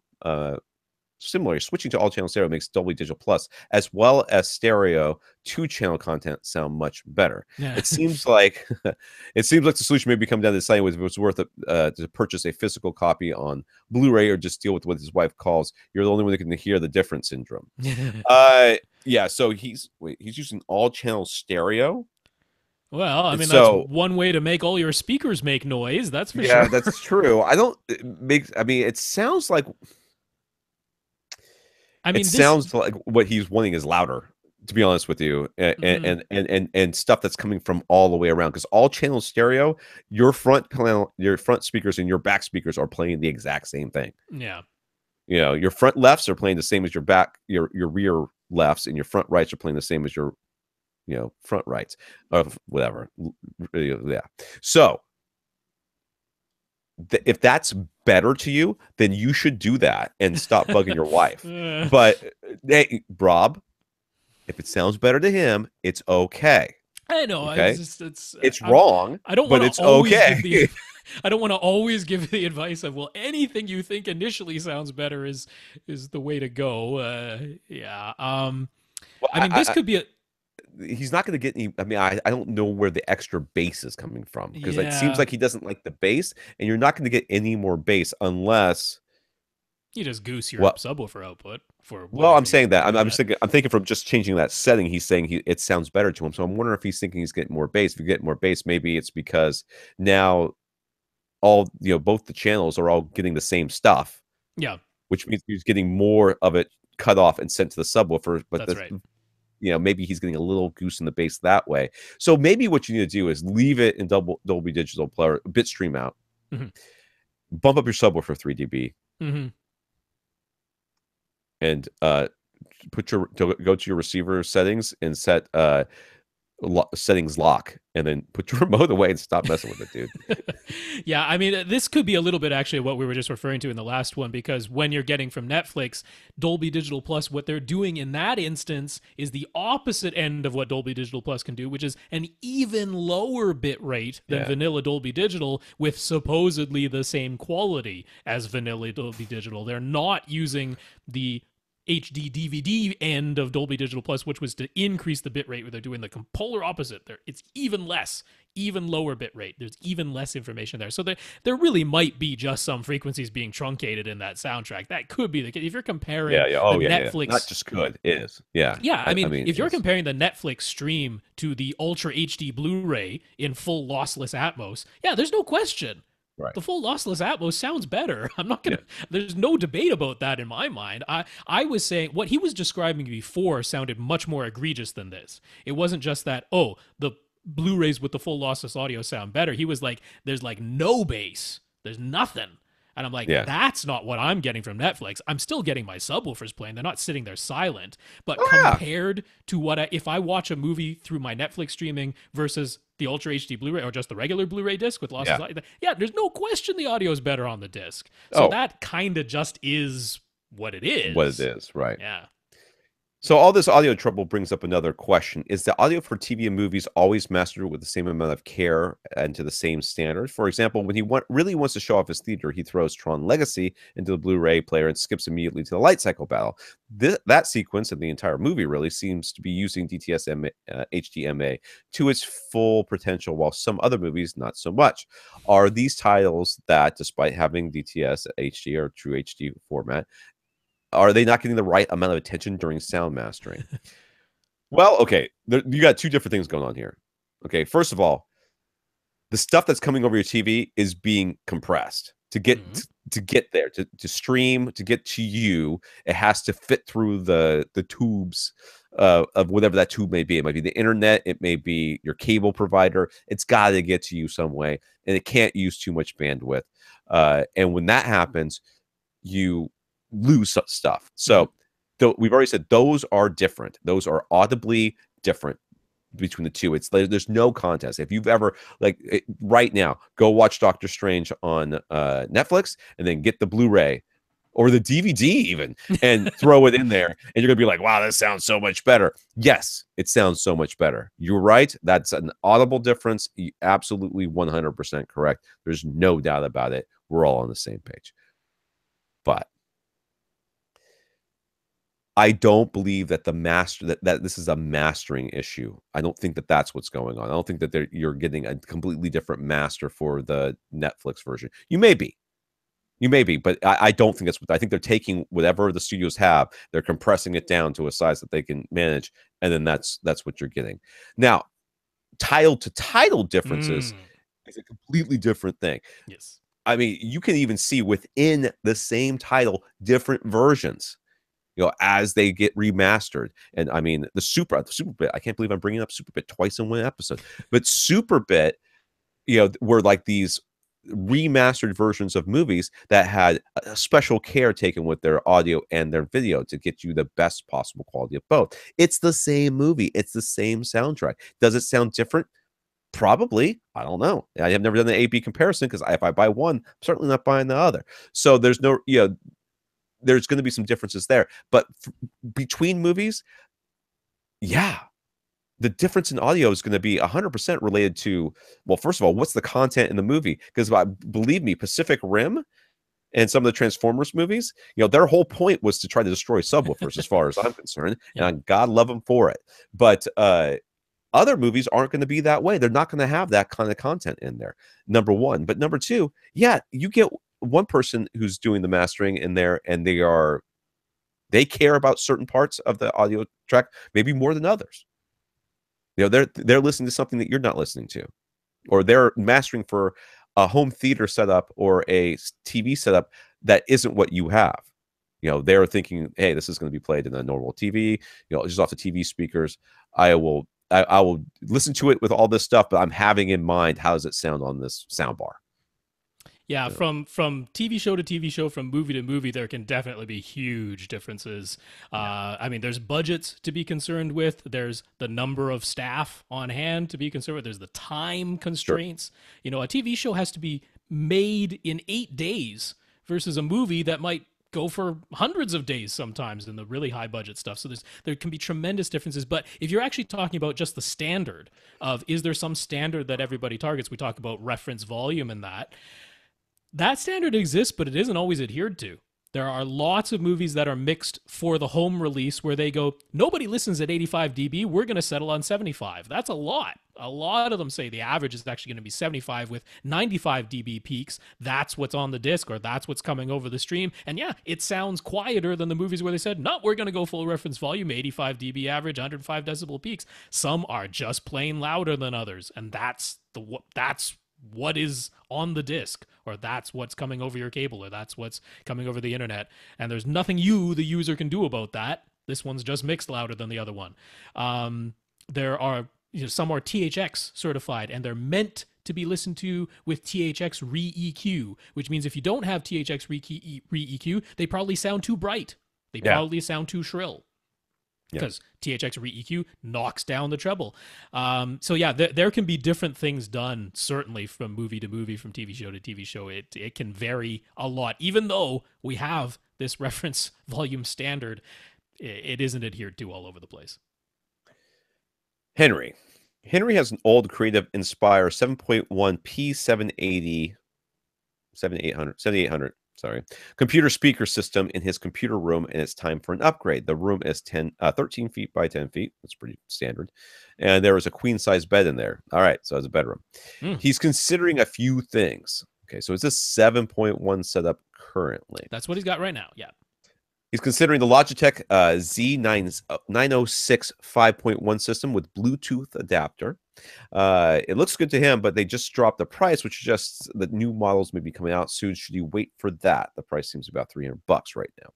He's looking at the Klipsch R15PM and the R8SW 2.1 system. Not surround sound, but is it better than the Logitech system in other ways? And that's...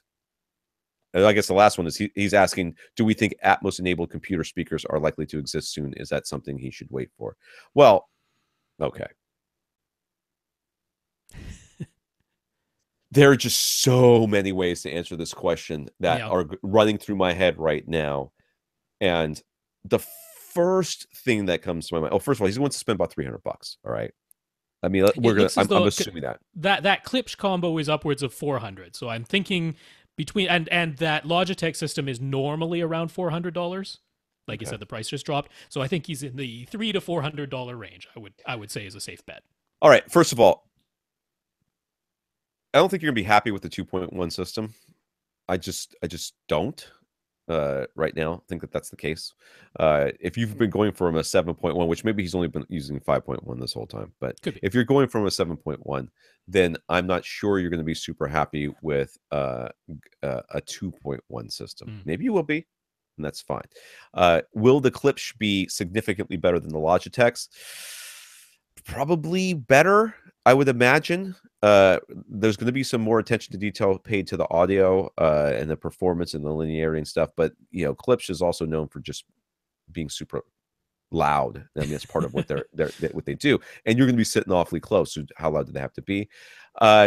This is something that you could probably test in the store a little bit. You could at least get a sense of how they sound in the store, I would imagine. I'm okay with the Logitech. I don't think that you should wait for the new models to come out, because what exactly are they going to bring out that's going to be so revolutionary that you were like, oh, I can't believe I wasted my money on this one? It's not going to be revolutionary. It's going to be one little thing. That's going to be it. But you're kind of limiting yourself with your suggestions here as to what you could be getting. Okay. You could get a soundbar.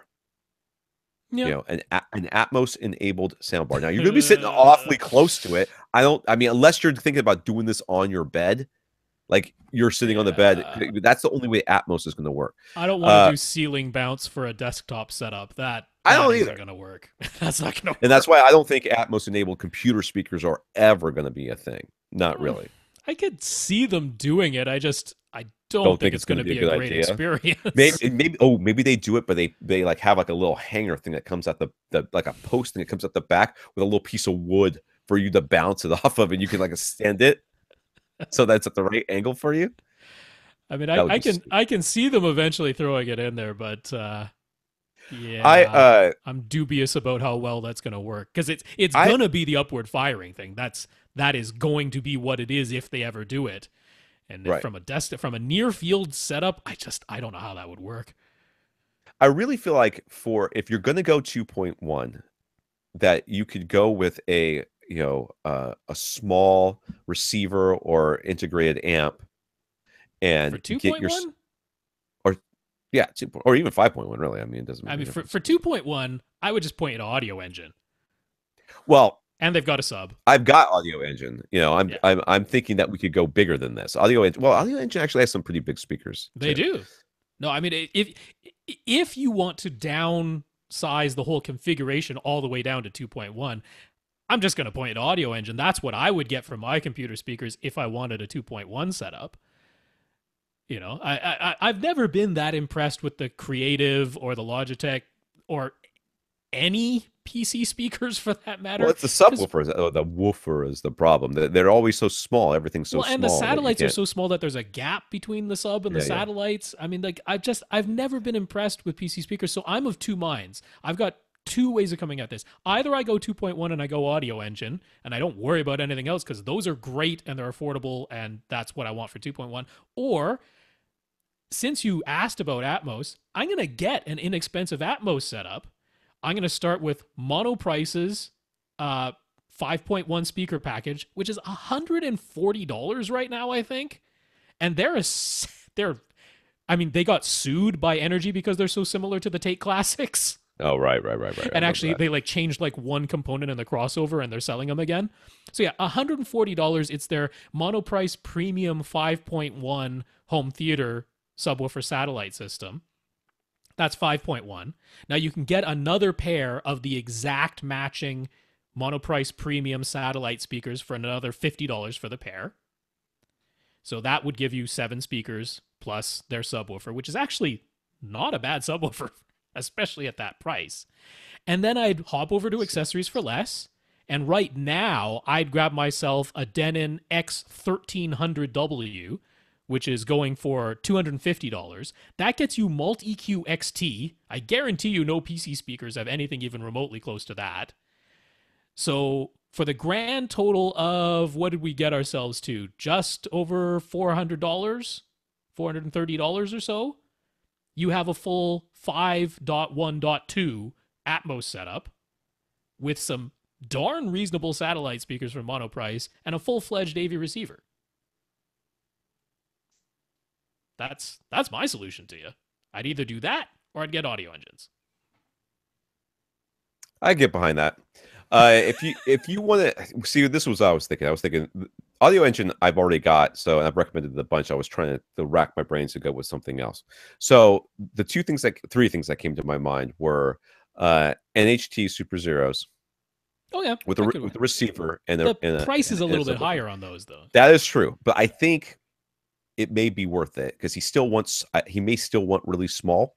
Mm. And the energy take ones they're not energy takes. The mono price ones are small, right? They're Hmm. like that big. They're not that big, right? How big are they? Do you know how big they are? Are they Yeah, big? well, it's like a 3.5 inch driver in there, so So it's got to be it's like a a that. 5 inch, yeah, 5 inch, 6 inch cabinet. So it's gonna be bit bigger than the NHT Super Zeros.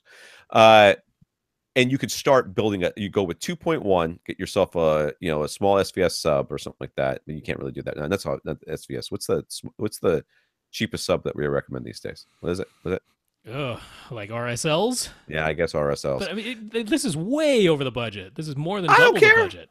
I don't care. I mean, I mean, this if is they what had I'm that kind of suggesting. budget, then fine. But yeah, that's I also would be looking at the KRK speakers and their little subwoofer hmm. because they're studio monitors, self-powered, very easy setup and everything else, and they play. I mean, you could really pump those things. There's the Uh, KRK Rockets, right? the Rockets, yeah, it's IT, but anyways, uh, the Rockets are a pretty good little system, and you can go with the 2.0 and then add a point 0.1 later if you wanted to. But I think, and I don't know what you're using this for because you haven't told us, but I think if you're going to spend $400, you could spend $400 on a fantastic set of headphones that would blow any of the rest of the Hmm. stuff away.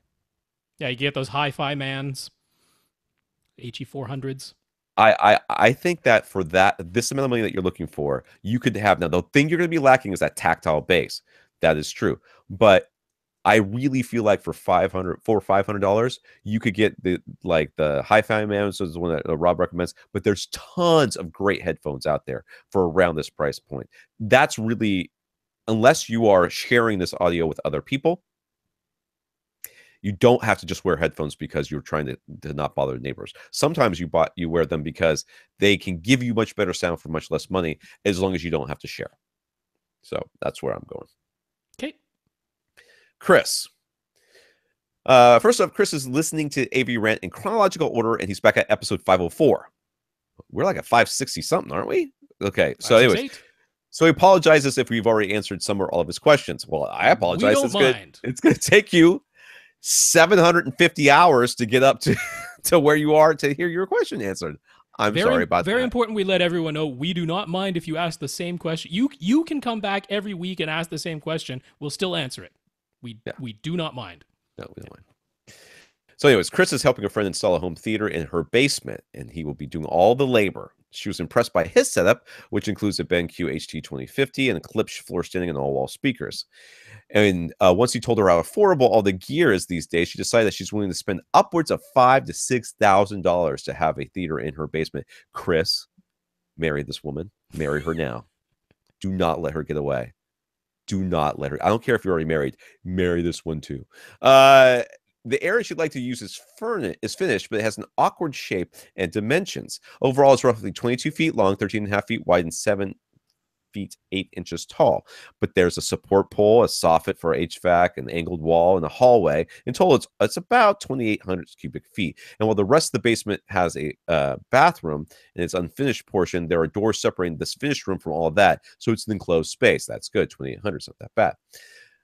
She does not want to do any major construction, but drywall cuts and repairs to run wires and install speakers are okay. She has said she doesn't want to pull the L-shaped couch away from the rear wall or add an additional row of seats, but we will dig into the layout of the theater in a bit. Okay, so here we go. Looking at it here, there's a couch, okay, and a love seat, and then Yeah, it's a very that is a oddly weird shaped room. that is a very oddly shaped room. Yes, And yeah, so okay, so I'll just describe that. So she's got a TV in a corner, and to the right of the TV, there's like an alcove right. that you cannot see. It's a full wall all up to the. It's not a half wall there, No, right? that's a full wall going in there. So Full wall. there's an So it's like alcove, almost like a closet without a door on it, right yeah, to the right of this thing, basically. to the right of her TV. Her TV is sort of in a front left corner. And then straight back from that, she's got an L-shaped couch. And then to the right of the L-shaped couch, she's got a love seat, which can see the TV when it's in the corner, but it's going to have a bit of difficulty because there's like an angled wall beside the love seat. So viewing conditions are quite limited. If you use the larger portion of this room to house all of your seating, you can essentially only see the front left corner, which is exactly where she's put her television right now. So let's, with that, we can go into question A. Okay. I'm just kind of trying to wrap my head around this. Yeah. Oh, here, and there's actual pictures. Oh. Yes. Wow. Is that a microwave on the TV? On a little refrigerator back there? That's interesting. I like our couches. Okay, it's an interesting little space, I have to say. It's an interesting little space. It's an unfortunate space, but it's an interesting space. Okay, so how should we lay out this room? In her mind, she basically just wants to keep it exactly as is and simply have a projection screen instead of a flat panel TV. But with this irregularly shaped room, what's the best way to position and orient everything as a theater? Okay. $5,000 to $6,000. How much do those drop screen Seymour AV acoustically transparent screens cost? Oh, they're up over $2,000. Yeah. That's not happening.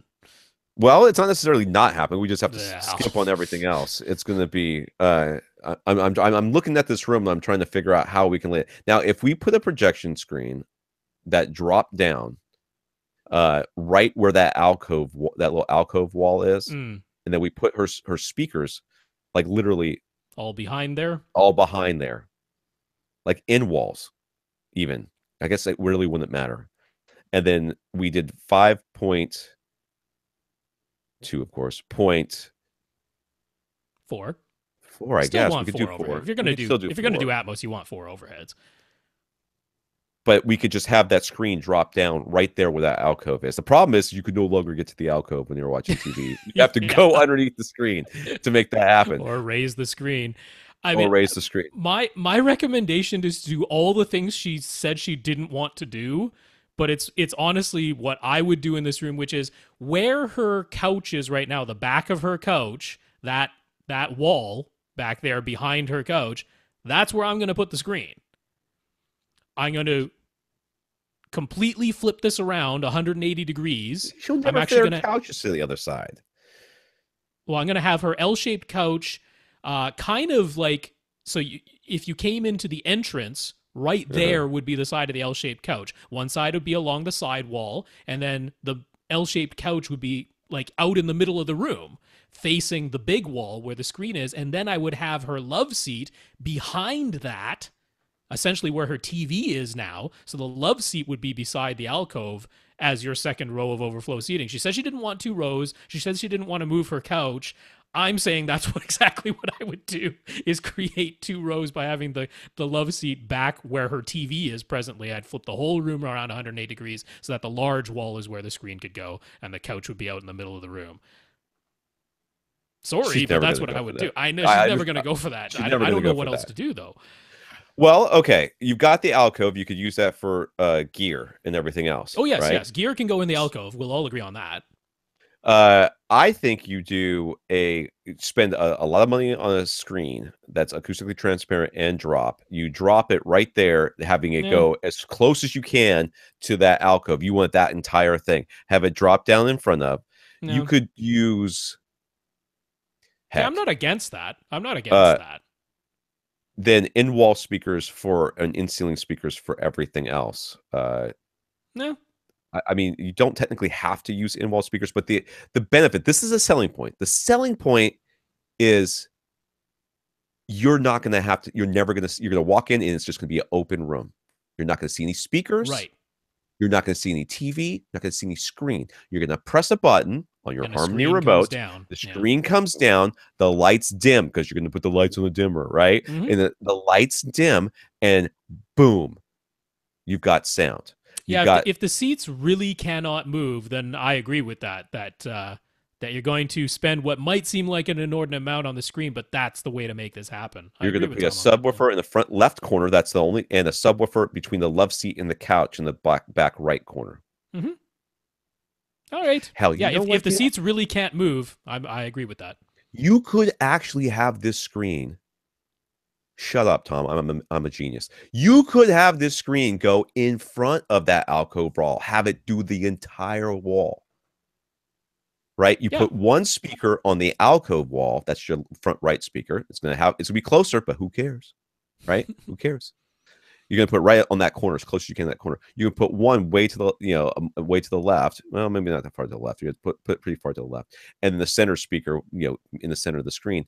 Then straight ahead. Then you've got a humongous screen. Yeah. That you can no longer get to that alcove during this time. But you make sure you don't put anything back there that you want to get during TV watching things. Yeah.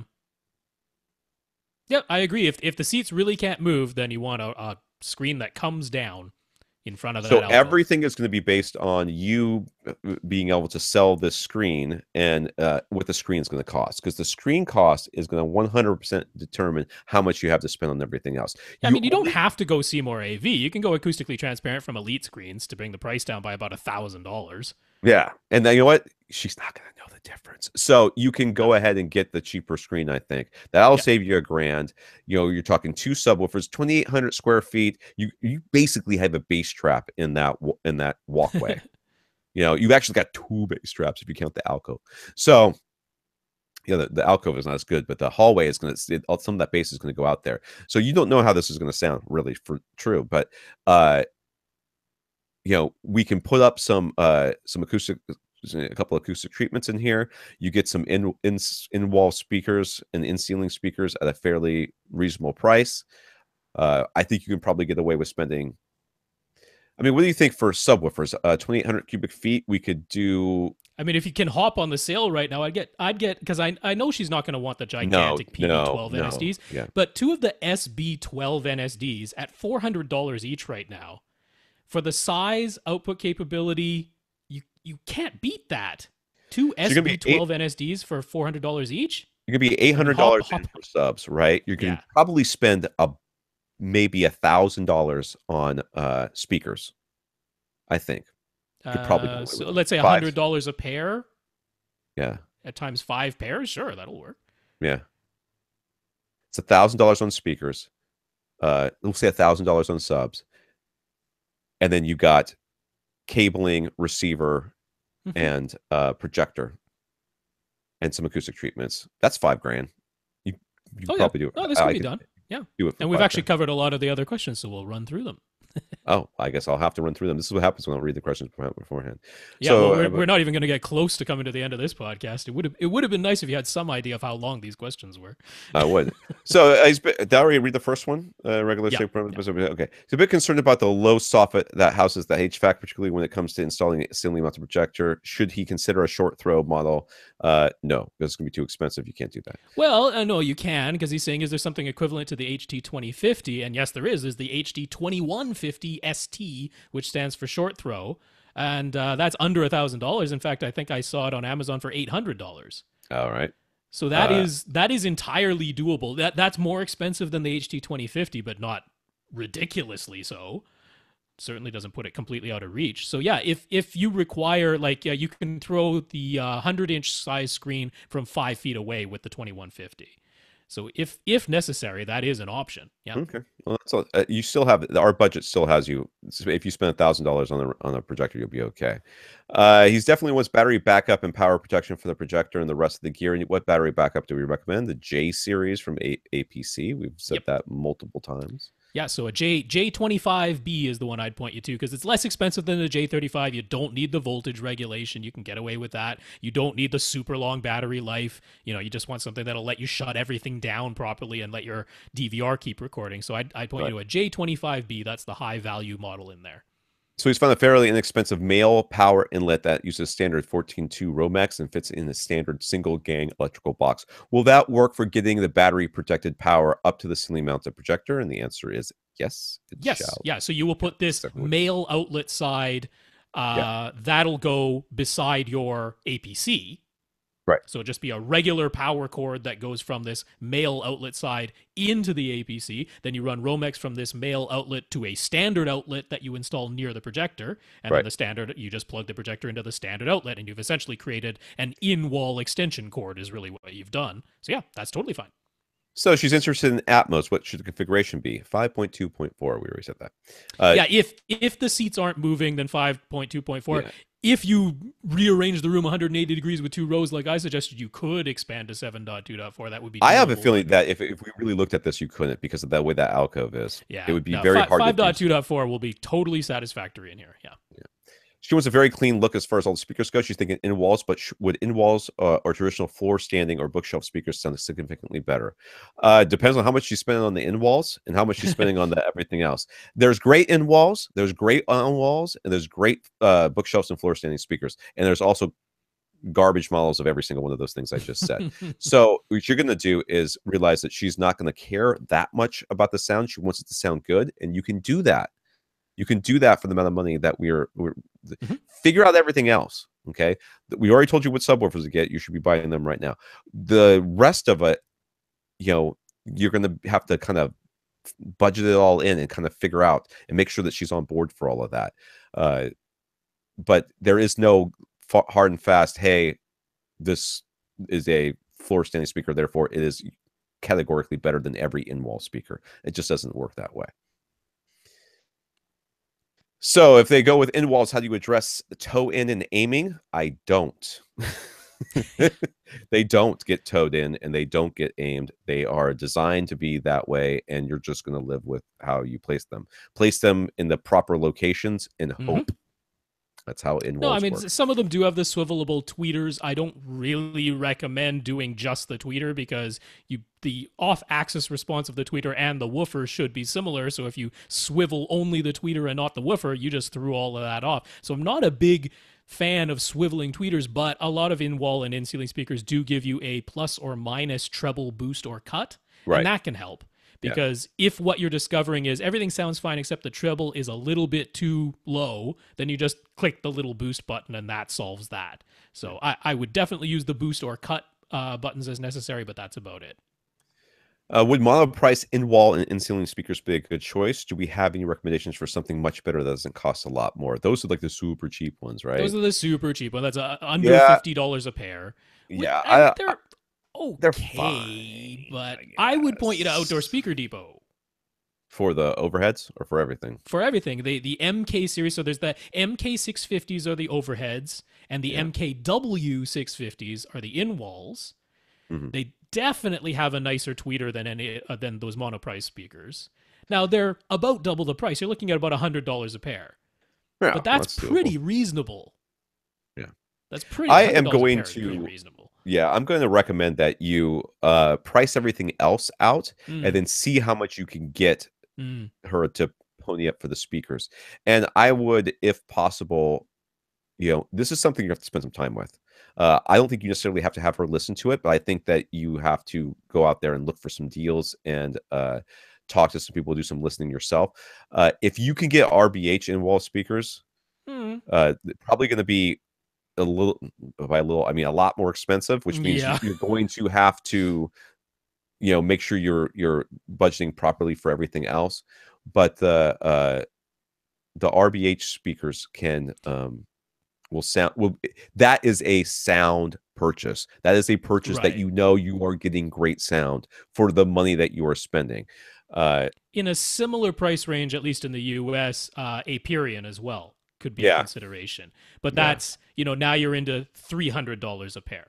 So, it's significantly more money. Front, left, right, center, RBHs, and using cheaper stuff for the surrounds and the overheads. That's true. Very, very due. Very, very good. There's a lot of questions here. What receiver would we recommend? You need 5.2.4, the X3000. Can we do an X3000? Nope. You need your X4300H. All right. Yeah.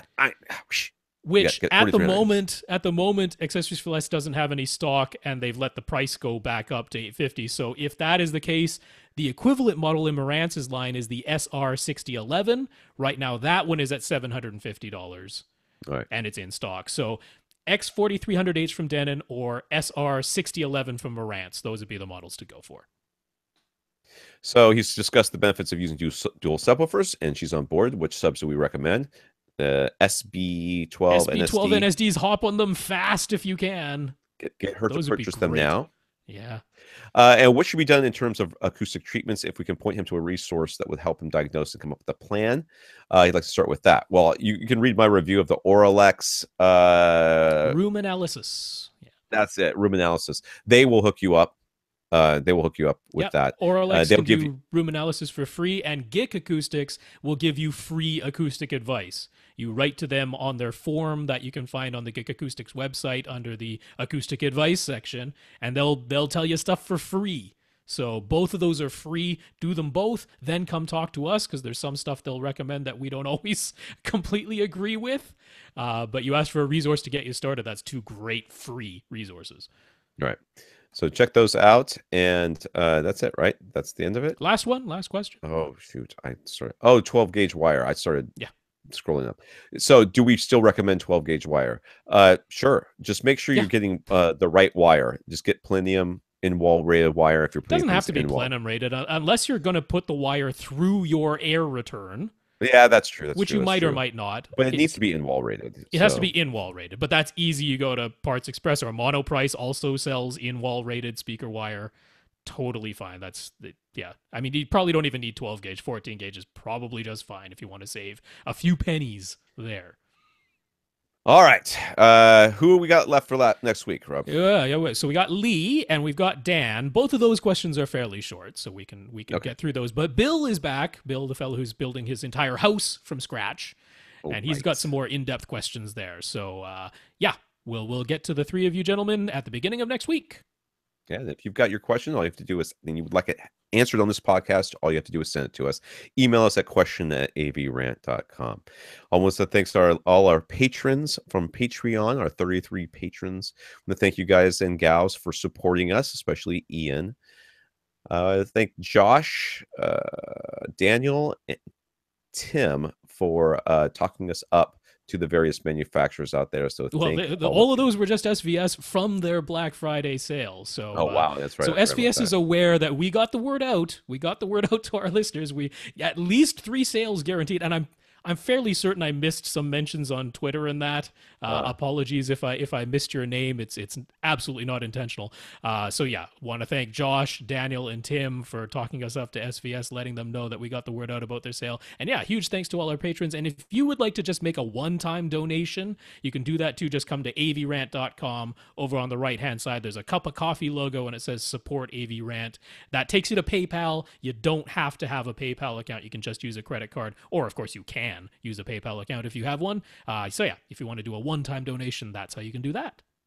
I want to thank Josh in particular for building the box and taking a picture of it. I appreciate that. Box. For AV Rant, I'm Tom Andry. And I'm Rob H. Now go out and listen to something.